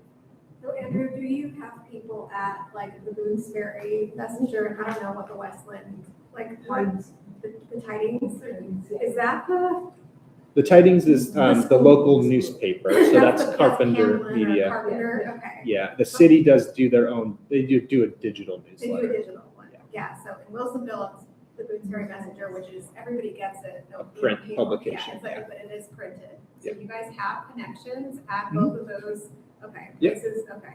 But it's up to them It's up to them what whether they or want to not include. they We want can't to force print. them to put our news in their Got it. city are newspaper. Generally city newsletter. helpful in including that. Okay. And it's fun to read actually. When it comes, they send it to your home. It's fun to, browse through it and read the articles and, Right. things that are happening. Yeah. Very costly paper document. Yes, Right, yes. right. Which we learn every 7 years when we do a capital bond campaign to push something like that out to every Right. address, so. It- Most places go digital now. Thank you, Andrew. Yes, That's great. and hopefully you see it as we roll out, and it's very evident to you the outreach efforts we're doing. And then there may be updates at future meetings. as And well. Miriam, I'm really glad that you can be our test subject for how well are we communicating with families who don't have children in the community. So, how are you interfacing with it? Is it user friendly? Are you getting things, it would be great feedback for us to Right. do. So, Did you say that was a draft currently, or is that published on the website, the bond website? The website is published. Oh. Yeah, it's live. Yeah. we're going to It's not start. as exciting right now. Well, the We're starting at 2025. the beginning. If you look at the 2019 bond website, it's very active. Yeah, there's Pictures and a things. lot of information there from that one, and this one is just spooling up. Speaking of drafts, we're passing around the first quarterly report for the new program. There is more cost detail up front and things, which have been talked about both here and with the school board. The nature of this bond is very different from the past ones, where there's a lot of smaller projects. And so we're working really hard to try to find that balance of providing enough information that folks can keep up to speed on everything that is happening without creating an inch thick document every quarter that then folks aren't as inclined to finish because it's so long to get through. But again, it is very much drafted. There's some familiarity to the prior edition, but it's going to be longer, have more information than in the past. So my hope is that we can kind of walk through it, and if there's questions about the content in terms of what's happening with the projects and so forth, and kind of work our way through kind of the report and the update on the bond, and then perhaps have a sort of a second phase of the conversation about, now that you've read through this draft, how are we feeling about, with the combination of Andrew's communication plan, the information here, the website, are we feeling like, we're getting out the kind of information the committee's hoping for? All right. Will we normally be getting these like A week in advance. Okay. Yep. This one was very much hot off the presses. I feel it's even warm. Yes. Again, tremendous credit due to our new team members in catching up the last 6 months of data entry in the accounting system to get it ready to do this report. But doing that, and there's a couple of projects in here that we'll talk through that we weren't planning to do, and we're actually going to successfully complete in the summer, which is great. But that the time resources that went to that did get us a little tighter on the report turnaround this time. Plus, we're of course crafting it in the first place. So yes, generally we expect to be a week ahead, so the committee has time to review it and contemplate questions and things in advance. Okay, we don't have a whole lot of photos yet, but most appropriately for the first quarter, that big thank you to the community, again, for passing the bond, making the projects possible. There's the table of contents there on the left, and then our longtime committee members will be familiar with this right-hand program summary page. Our bar chart looks a little different than it had been for the 19 bond program. So as you look across, you have yellow, which is actuals approved, so actual payments made so far. The green is the commitments, which is the sum of those actuals and the balance of contracts in place that we haven't paid yet. So if we have a designer contract in place, but we've only paid a quarter of it, but commitments counts that whole contract. And then the blue is uncommitted, which does not mean the money doesn't have a destination, a purpose. It means that we simply don't have a contract in place yet. So you can see the chart has space for 5 quarters. The idea is that the committee, as it fills out, time passes, the committee will be able to look at the new quarter and 5 quarters back to be able to see where were we a year ago versus today. And that rolls every quarter so the committee can see the progression. The table below in the prior program was 7 line items, a few major projects and a couple of sort of bucket projects. This program, again, is very different. And so there are a whole lot more line items there. The list near the top is sort of themes, kind of bigger buckets with a number of smaller projects within them. And then a number of projects where we've packaged up the work to the point we're confident that's probably a likely bid package sooner or later in the program. And so we've tried to create some concrete projects that then the committee and the community will be able to track more explicitly here with a little more detail than we did under the last program. So clear in that big table, the first line item being premium and interest. So we did sell bonds. When you sell these general obligation bonds, if market conditions are correct, investors will actually pay more than the face value of the bonds for them. That generates what's called bond premium. And then when it says premium and interest, that interest is investment earnings. And so when the cash is received, the business office, the bond office work together with an investment consultant that helps to put that money out to work earning interest for the school district. And so that money is in the neighborhood of $11 million from our bond sale and the projected interest earnings over the next several years of those funds that we received. Any questions about premium and interest? Those notions? All right. The second line item under the last program, or We didn't go through every line, I'm just looking at the time. no, those couple ones at the top where they're kind of unfamiliar notions, perhaps to many. So that second one we had last time just called program. We had long meetings and conversations about clarity, and that clarity is as much part of transparency as having numbers on paper. So where we had called program before, we're saying that's district staffing and professional support.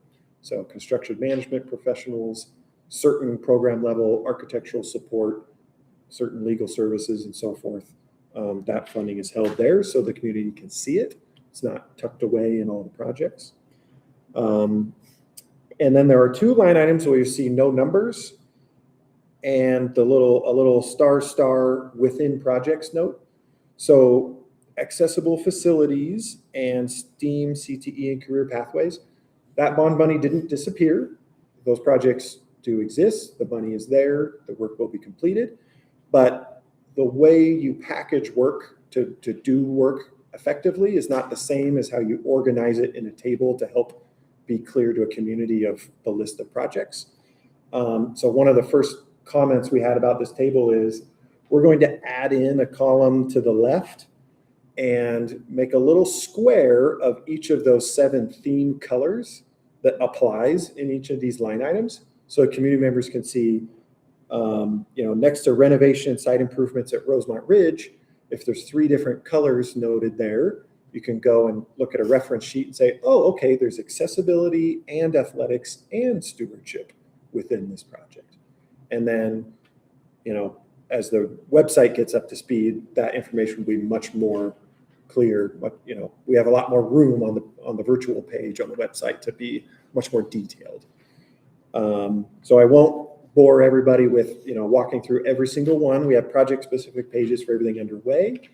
Any, questions up front and understanding this page? I just wanted to clarify for the newer members who are here, the concern was before that in order to make this, they wanted to be as, in order to not make this an inch thick, originally they weren't as concise about the wording on what things were.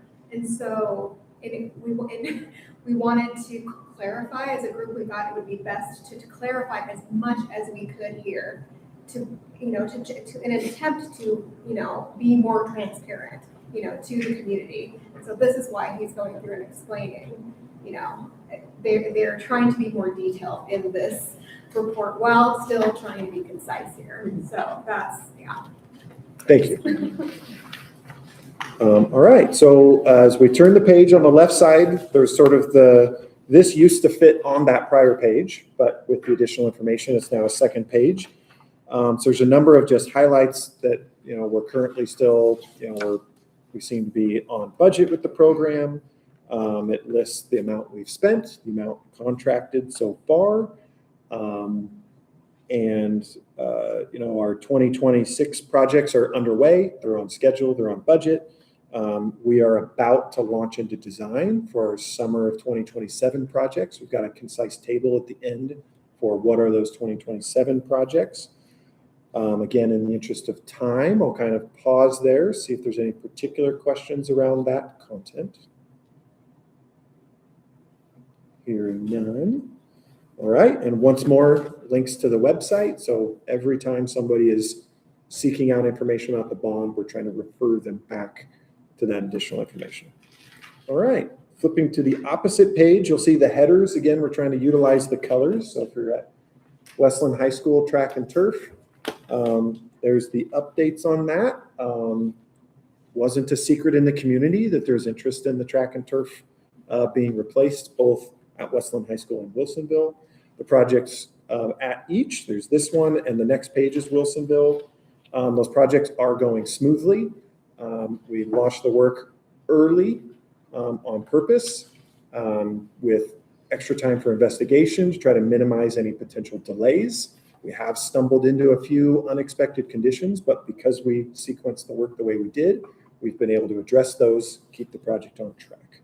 So both of those projects, we're looking at mid-September. The date at the moment is September 11th for substantial completion of those projects. And the following weeks, then the schools will be able to host their events using those stadium fields. So everybody's very excited about that. Plans for whatever we're not in sports, but the sports people to start their sporting before that's done.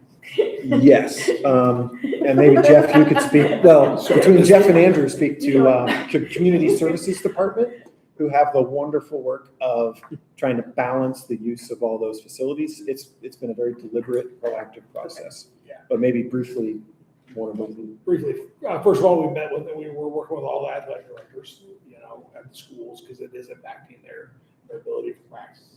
Yeah, because I know they started Yep, well 100% before. in August, yeah. And so we're working with them, in fact, emailing with them today about it.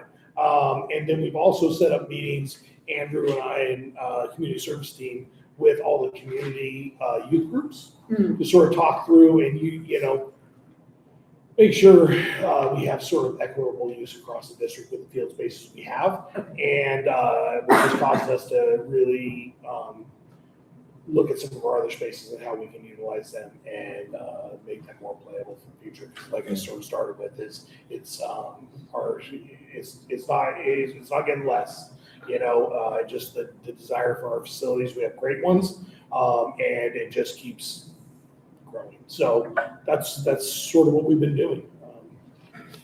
Yeah, we've met with those groups twice since May, and we are meeting with them again in a couple weeks. Just update where we are with the project. What should everyone expect in terms of completion?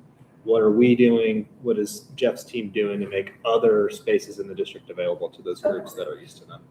So And the overall feeling out of those meetings is it's very positive. They're very excited. Again, there's some frustration because, again, they have a lot of students they're trying to find places for, but they're really excited about these fields. You're being They're proactive about exactly. thinking about how to. So they're actually, it's a great partnership and sort of brainstorming. So great question. Yeah, so that's Westland and Wilsonville. Again, that's the tracks as well as the turf, which is part of why, despite starting early, it's running into the fall a bit. That was all well known in advance. So rather than leave one project for another year and have a facility in not very good condition, let's go a little longer, do it all at once, and then we don't have to worry about it for a long time. So after those two, there's the turf at Rosemont Ridge and Wilsonville High School. So that's the stadium field and the softball field at Rosemont Ridge Middle School, as well as the JV softball field at Wilsonville High School. Those were actually the three oldest turf fields, materially older than the high school stadium fields. That work just started Monday for the turf replacement. Because we're not also doing tracks, that work can happen in much more concise time frame. In order to get good bidding, we did extend that timeline out through September 30th. But the contractor believes they'll be able to finish the stadium field before the start of school. That's not certain yet, but that's their objective. I was randomly just there and there was fencing through the parking lot. Is that going to be gone before school starts? Yes. Okay. Yes. And thank you. Good question. All right. Any other questions around that one? One aspect that I think this group has talked about a little bit over time with those turf fields is that the new fields are all putting down a new rubber layer. It's like the accessible playground surfacing rubber almost. It's different but similar, and that really helps with the hardness of the field over time. That concussion risk that can come up in the community from time to time. That product is really a generational product. If you do a good job getting it down, you can actually just keep replacing the turf over the top, and that pad underneath stays there for a long, long, long time. They've got instances of 30 plus years of one of those surfaces. So that doesn't lessen the maintenance responsibilities, make sure that infill is right and all of that. I could go on way longer than anyone would want about the detail there, but it's exciting that we're able to do within budget, add that new layer and safety to the fields, which is really cool. Just to bounce off that real quick, the exciting part about that is as we get to the end of life on these fields, we're not losing the safety aspect of it. So it allows us that time to be able to go through the process and change out a field. So it's pretty exciting. We went through and redid our specs, and it's really exciting to look at this new type of field. All right. The following page, very briefly, curriculum. The committee will recall we put the board very wisely and the administration put in $5 million for capital curriculum purchases. There are large dollar values that are often spent out of general fund. Many of those purchases can be done using capital dollars if you specify it. And so we're doing that. The science curriculum that was adopted this year is being purchased using bond funds, which again saves the general fund that money. And it is millions of dollars. So it's a great opportunity here to leverage those capital dollars, saving the general fund. Science and some health. Science and health. Thank you. And what is the decision around which ones come out of the capital? Does that go to the board, or is that an internal decision? As far as which ones come out of the bond as opposed to general funds? We're doing it all out of bond. Okay. Yeah. There are, in specific instances, there's certain components of it that are not eligible for capital dollars. But if it is eligible, we're utilizing the funds. And maybe I should clarify, this is like when we go through a renewal. Yeah. And it's a big ticket item and it's core text, or content. Yeah.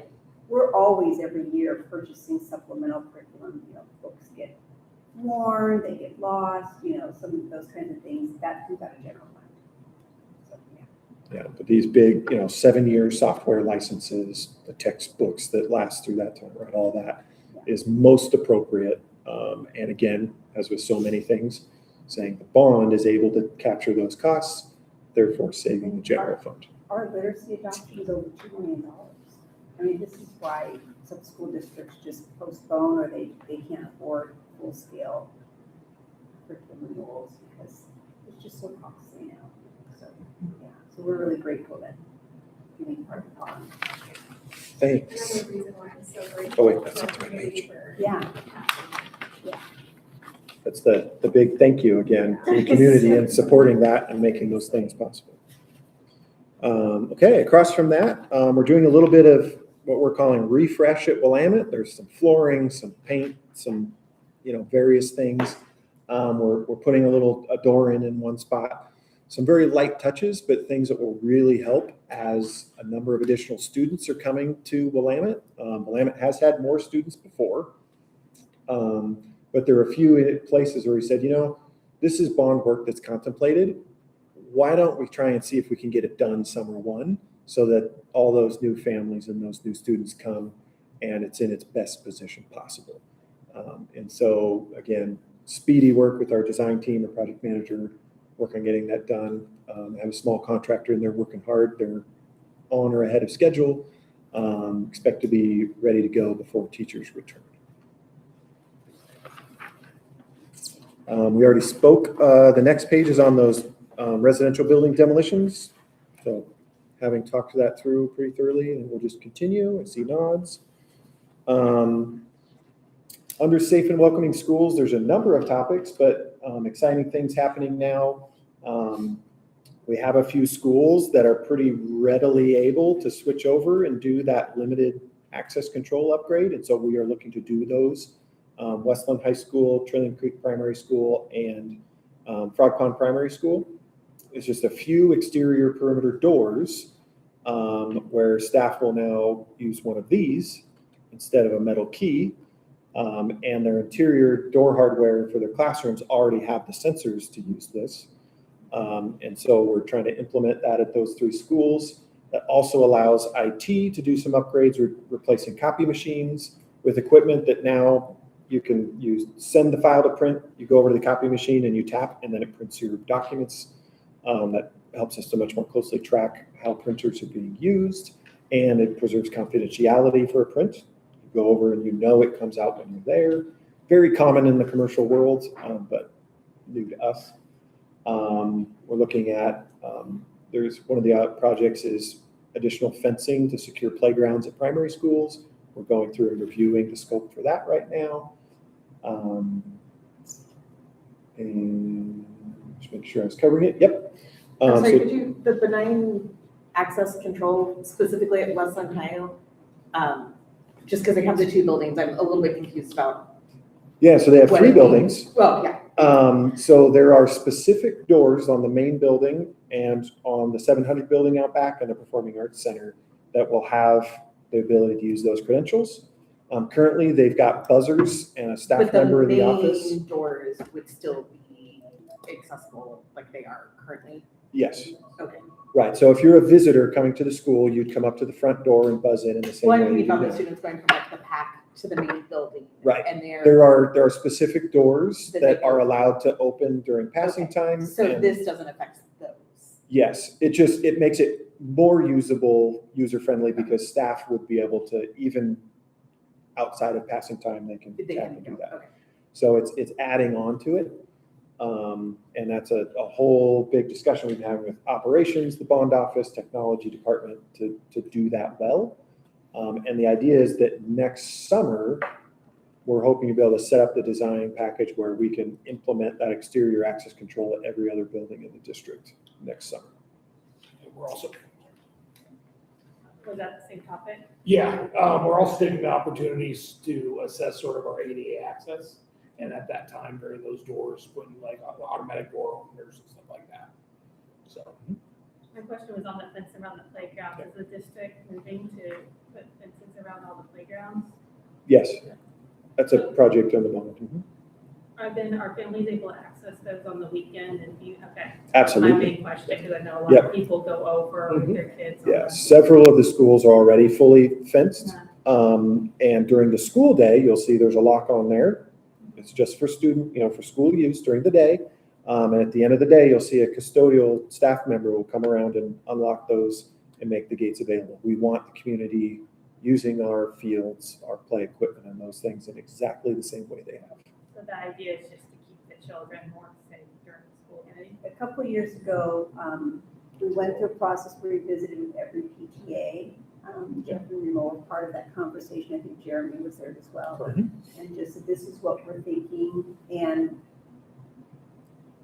every single PTA, the group that was there said, absolutely, we feel that we don't want just people wandering onto playgrounds. For some schools, they already had kind of a fence, maybe there's a small part that needs to be, but then like the new Sunset had no fence around it.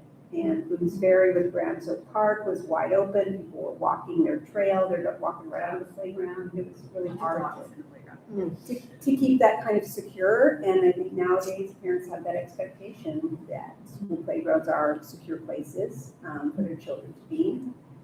And so every PTA that those parent groups said absolutely, that then went on the bond, because we didn't have the funds. But then that translated as a project onto the capital bond. It was talked about at the summit. And we told families we just needed a way to fund it now. So. Yeah, that's very much in line with federal security guidelines and those things these days. But again, in this district, one of many reasons I'm really happy to be here doing the work is when school's out, those locks are coming right back off. We want the community to be accessing the school. We want to see families playing in the fields, using the play equipment and all those things. We're just securing during the day. Cedar Road, although it doesn't have a full fence, but you have to know the back way. Coming soon. Yeah, I appreciate that background and context, so I'm Yeah. used to Trillium and Sunset and, people being there on the weekends and know what things to feel, but it's good to know where that is coming from. And I think, for parents to be assured or for staff that a student just doesn't wander away and onto the street. We really want to make sure it's keeping kids in as much as keeping those who aren't expected to come on campus to be on campus. Yep. One of the questions that emerged is, what about middle schools? What about high schools? Right now, we're focusing on primary. How do you fence a high school that really feels like a multi-building campus, kind of like college campuses, or middle schools that have fields, and you just, when you look at the aerial, it's a little more complicated, but that could be the next layer that we think about. Right now, it's a K-5 decision, K-5 primary schools. I just want to say Boone's this time went in maybe last 2 years ago, and like it hasn't been a problem. The doors are propped open after school, and you can get in. And like for sports practice, for Boone's, you have to like walk through the gates to get to the gym.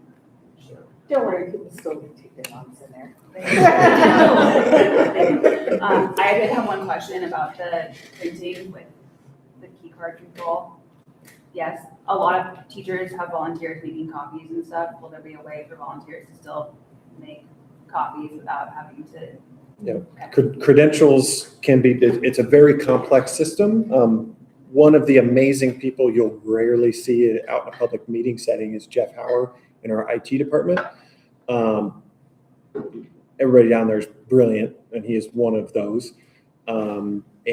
He's actually helped other organizations do some of these steps forward technologically. And so his perspective is always fascinating to me of having done it in other organizations, saying, yeah, this, like, I keep trying to stump him with questions like, well, what about this? And he's always seen it already. So I'm hoping at some point to stump him, but so far he's like, oh no, yeah, you just do this way. This is how you do it. We have special lock boxes and things at schools that provide additional, opportunities for things. There will be specific means of doing all that. All right. The next page, speaking of little surprise projects, there was a day late this spring, Jeff walked into my office and said, so Rosemont Ridge's fire alarm has gone from nuisance to genuine problem. And so we quickly spun up a project to fully replace the fire alarm system at Rosemont this summer. The contractor is well underway. They actually had another project kind of stymied in getting launched. And so they actually had 2 extra crews come over and work at Rosemont for a couple of weeks, which is amazing. So we're well ahead of schedule. They're swapping over to the new brain, as I call it, of the system.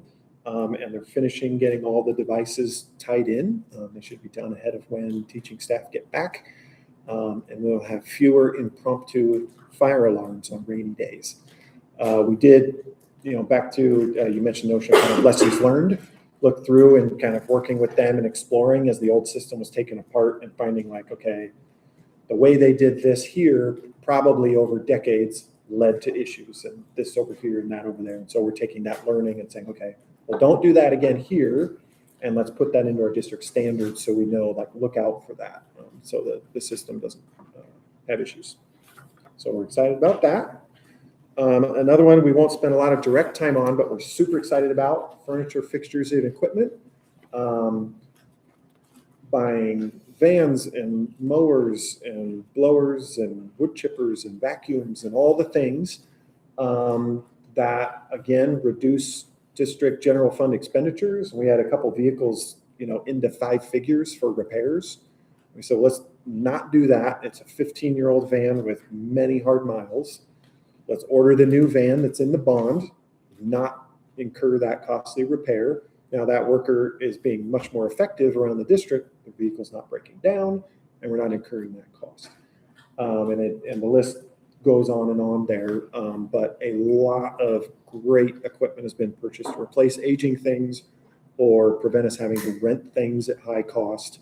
If you have a big ice storm, everybody has rented all the wood chippers. And so now we have one. We need it all the time. Let's buy one. Now we have it. We don't have to incur those rental costs, that sort of thing.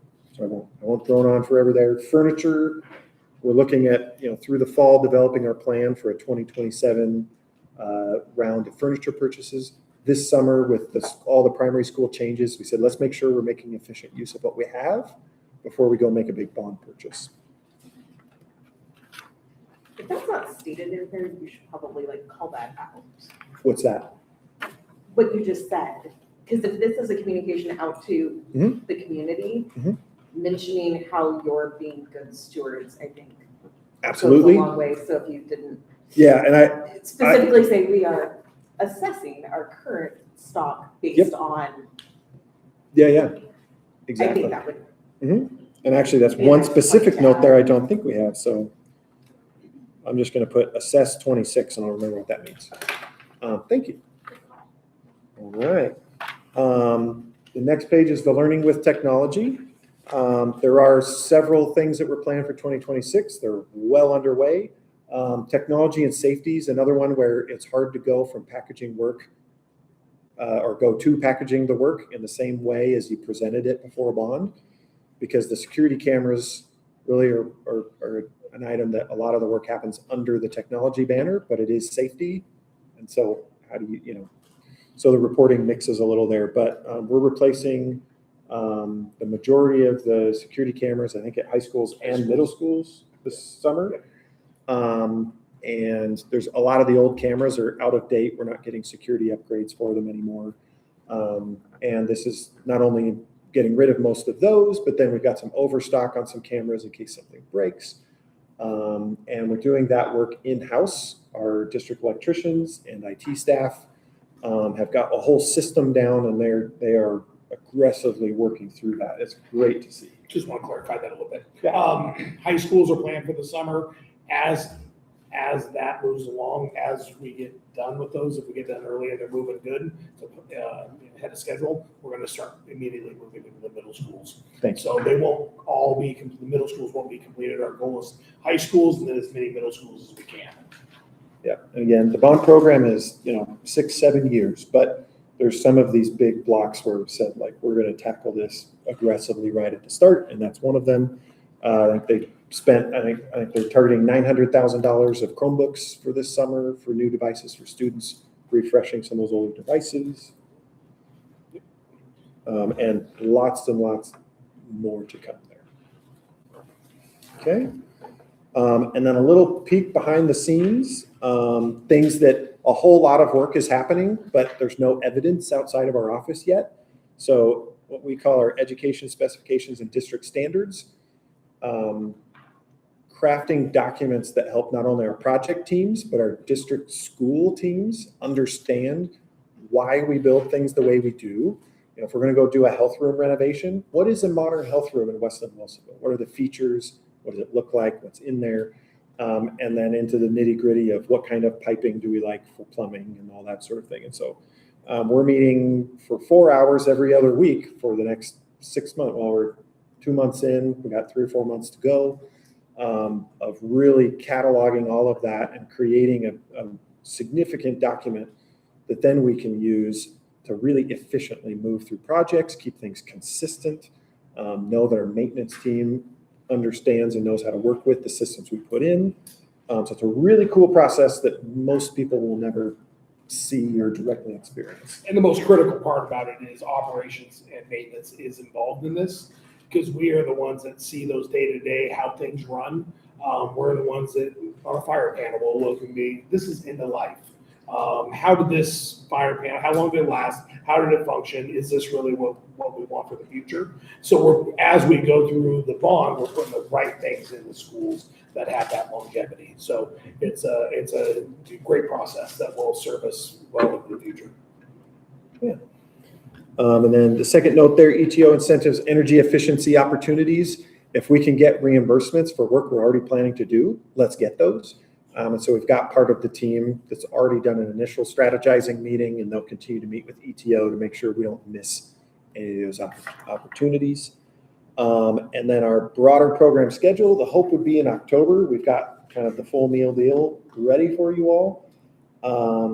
We do have a, kind of a skeleton of that, but it's not really at a point where, we could confidently say, yes, this is the full plan for 6-7 years. But that work is underway. We hope again in October to be able to speak to that. And that's again a point where that website will really start to populate as we've got confidence in that information. And then I maybe won't read aloud, but I'll just note that table there in the middle of the page. Those are the large projects planned for summer of 2027. Hitting another range of schools, again, a focus on things that we know are in particularly poor condition or really highly anticipated by community that provide, significant new opportunities for students and the community. So that's been a big focus of those major projects. I'll take another pause here. We're 2+ hours in now. I want to make sure the opportunity is there to ask any questions about what we've covered. What's coming up? I should say 2027 is that planned robotics center that was asked about. Yes. Do they have robotics team have access to the space before that, this coming season? Yeah, so we've been meeting with the robotics instructors. Actually, they've already removed some of their stuff into some of the areas over there because they have plans even to utilize it over this summer. Okay. Even before we've done the work. And that rolls into the school year. That space will be available for them next year to use. It won't be built out into the facility it will be, but they still will be able to use that space and for different events or They should just training and all that type of stuff. They should be done before the season is over by May. Yeah. May-ish time. Yep. So Yeah, and I know there's, in talking with Tim Mays from West Linn, there's some special stuff going on this summer, and some special programs for certain students, so they have the ability to use them for that too. Okay. So, And those folks, the design will start to launch here in a few weeks. As soon as we have something meaningful to start to look at, then those user groups are going to be invited to the table. We'll have a few times over the fall as that design progresses for them to come in and give feedback. Before we had anything drawn at all, earlier this summer, we actually already invited them out and had a couple hours session of just, what could this place do? What do you envision it being? And that sort of stuff. Great, fascinating conversation with them about that. And we're excited to get to, sometime September, October, and okay, here's, version 1 of a sketch of what this could be and really, dig into that work. So we're excited to have that come. Will it still be able to be rented out this year as a gym, or is that off the table with the community? it'll be, it won't be as a gym, rented out as a gym. When Frog One came online, we sort of looked at it as a 1-for-1 for spaces. And the way the robotics team is going to use it, it takes so much time to set up. It takes so much time to break down. It's not efficient for them to be able to go in there for a couple of days so we can utilize it for a few games or after school events. It will be that robotics place for them to use in this next year. Yeah. And the second gym, of course, at Boon's still remaining as it is. And that new gym at Frog Pond will be open and operational. Can I ask one more question? Yeah. So this past year, both gyms were used for PE, Mhm. and we have the same number of students that we did this year projected. So is there a solution for where that day of PE will go? Yeah, so we have primary schools well over 500 students with a single gym. Boone's Ferry is entirely unique in having two. And those schools manage with a single gym. And I know Greg, assistant superintendent, and Jeff have been coordinating with the principal, talking that through, working with staff and game planning what that'll look like. But the number of students there at Boone's Ferry is well within typical use for a single gym.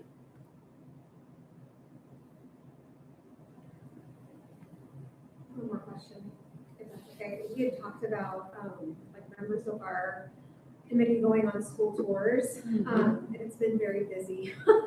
But I'm just wondering, I know we were attempting to do that as a group. I'm wondering where that stands and where that might look, or what that might look like moving forward.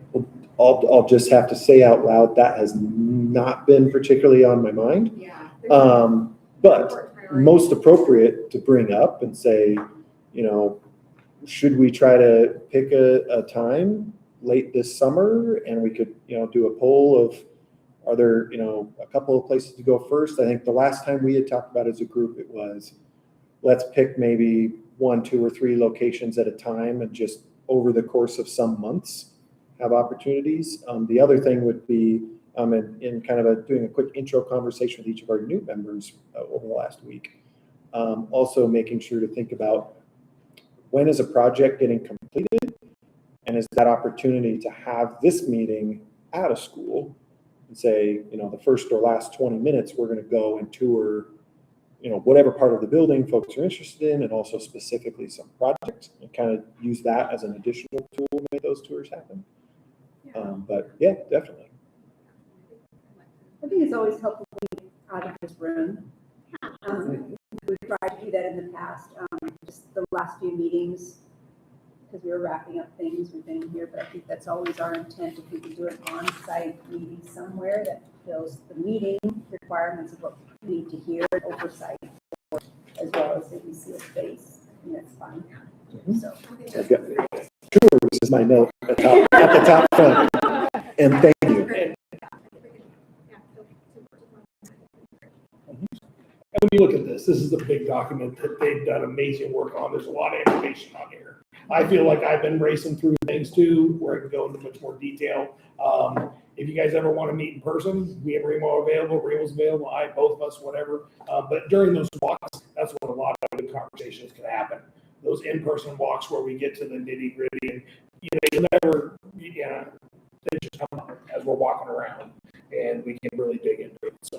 And specifically in Oregon Public Meeting Law, project visits, tours are specifically permitted. So we don't have to worry about too many of us in a room or what, we don't discuss, program business that would be happening in a meeting, but it's most appropriate that we as a group would get that chance to tour together, talk about what's happening in the project. It is explicitly permitted, which is great. just have to take that owl with us when we have our meeting. Get a battery pack and Set just it up, follow us. circle our chairs, Get have the our drone. meeting, fulfill public meeting laws. I have a question, and I don't know if it goes, because I realize this is like a quarterly update, and then we have the website, so I'm not sure where it goes, but I just want to bring it up. Yeah. And that's these improvements to Bolton and Stafford. Mhm. And what is that money and what is it going towards, especially for the Westland community that lost those schools as schools for this moment? Mhm. That's going to be a topic of conversation. So if we get ahead of it by explaining what that is, Mhm. that just sets us up better. 100%. And that's part of very explicit conversations, and said, we're just going to take those dollars that were school specific for those explicit projects, and we're just going to write on the front page, there's the dollar value, there's the name of the school, it's all in one place, it's not hiding somewhere. I think people will be interested, since they aren't detail. active schools, Mhm. why are we spending $4,000 or $4 million at Stafford? Right. Why are we doing that? Right. And the what is it, why is it? and how that Absolutely, flows absolutely. through. And again, part of the purpose of having that explicitly there is to say, our conversation over the last 6-8 months has been, we know some of the work needs to happen. If we want the buildings to continue to have to integrity, stand. right, to stand, we need to probably do roof replacements. There's certain things, there's other replacements we may not. Because we don't have a decision yet, we're going to just have that money very explicitly out there where we can see it. And as those conversations flow over time, the community will get to see and hear I what think that maybe thinking just is. having that statement somewhere would Absolutely. be helpful. Absolutely. Because if I look at this as a community member, I'm like, well, we have this money. and what, and what. Yeah. So even just having an explicit statement, this was in the bond. Mhm. We're Absolutely. hoping, we're evaluating these things about it. Yep. And- All the things you just said, just putting that out in writing. Put it in writing, yep. And it'll be community members from both ends of the spectrum on their views of it. Folks saying, this is my community school, I want the investment there. Others saying, Don't well, do it. there's some things maybe you shouldn't do. And making sure that that dialogue's happening appropriately and having some writing on it specifically would be great. Do community members know about the Bolton, historic registry nomination? I haven't heard anything about that. I- That I doesn't, mean, if you listen to the bond meeting on Friday, it was like very detailed and discussed. But I know not everyone listens to it. yeah. It seems. No, I'm talking like out in the community. I haven't heard. I mean, that's going to affect this whole process too. Yeah. So, And what has to happen or can happen right. at all, potentially. So that might be some, I mean, I guess depending on how that moves forward, that's probably something else that community members will also need to know about. I write a lot slower than I type. And, as Alexandra mentioned, it was noticed for the board, so that's public noticing, so media knows about it. There was a whole board conversation. Then we do an article called Board Briefs, where we summarize what happened in a board meeting that goes out to parents. So that's kind of the level we've taken it at right now. Also just sensitively, just not wanting it to feel like we're being overly aggressive about an opinion for something that's really been, a genuine, kind act, from the community members to try and work through something. So there's conversations happening, that are going to happen with them as well, around their intent with it, so. All right. Any other questions, either about things happening with the bond, feedback on the nature of the report? Worked pretty hard at trying to hit things. Question. Okay. I'm noticing our total funding and our estimated at completion are two different numbers. Then the estimated at completion is higher. What up? They should be the same. Well, unless I'm reading this wrong, the little total funding, I guess on the bar chart. Oh, yes. Sorry. Now I know what you're saying. So there's the original base bond amount, which is that sort of circular dotted line that's a little more to the left. So that's that on the election paperwork and the authorized bond sales is 190 million. And then the additional number from that to the 207 is the bond. Oh, and I see now that it does say total funding and estimate. So that's then with the addition of the premium and interest gets us to that Yes. total. So there's I think that this is a little bit visually a little difficult and as it led me to believe there for a quick second, that we had a gap. So if we can visually change that a little bit to make it clearer that there is not. I've got, my note is more distinct with a big circle. And Remo, would the Austin grant also factor into? Exactly. So we have a grant from the state that also came in at 6126. So we get this, so that goes in there plus the, Yeah, that's actually confused me in the past too, that exact, thing where I've had to, wait a second, what's happening here? Yeah, and we can look at, how might they graphically be a little more distinct, and then maybe is there an adjustment of wording that might help trigger folks? I think it's now that I look at the words, I can kind of follow it, but it's the initial visual. Yeah. And if it's with several of you who are working hard to pay attention, we've got, 40,000 people who that might be their first reaction. And to the extent that's not the case, we don't need a whole bunch of people, getting upset when it's, that's not good, right? So I appreciate any of this kind of feedback coming because, again, even there's words we've used for like the last 4 bond programs for things.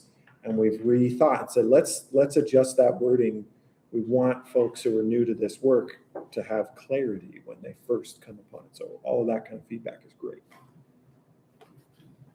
All right. I'm seeing tired smiles saying, maybe I should stop talking. That's why we have these meetings only quarterly, so you Yep. big push for 2 hours and then.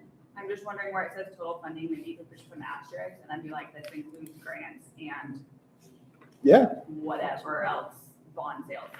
Yeah. Then it doesn't necessarily need to be on the graphic, but Mhm. it would be below where, Down in the key down there. Yeah. yep. without having to make your graphic messier. Even The if bond, the total- awesome grant and the premium. Yeah, even if the bond amount, the. Could be original bond amount. It could be- Well, but the graphic for it, if it was just lighter or smaller, so it's less Mhm. visually Yep, grabbing. Mhm. Might do it. Absolutely. Love taking this kind of feedback, and then we go back to the office and we're like, okay, sketch out a few different versions. What's the most clear? Again, we've got 40,000 people we're trying to present complex information to clearly. And so this feedback is only helpful. You are a great committee. Good. Appreciate the patience for 2.5 hours tonight. A lot of kind of first time things, a lot of unique this time only things tonight. So it went longer than we often do, but sincerely appreciate Thank you. and welcome again to our two new committee members. Appreciate the participation and my brokered record line of this committee works because everybody's asking good, thoughtful questions. That is the exact sound it makes. Did you put the popcorn in the microwave again? Yeah. So thank you, everybody. Gavel out. Thank you. Thank you.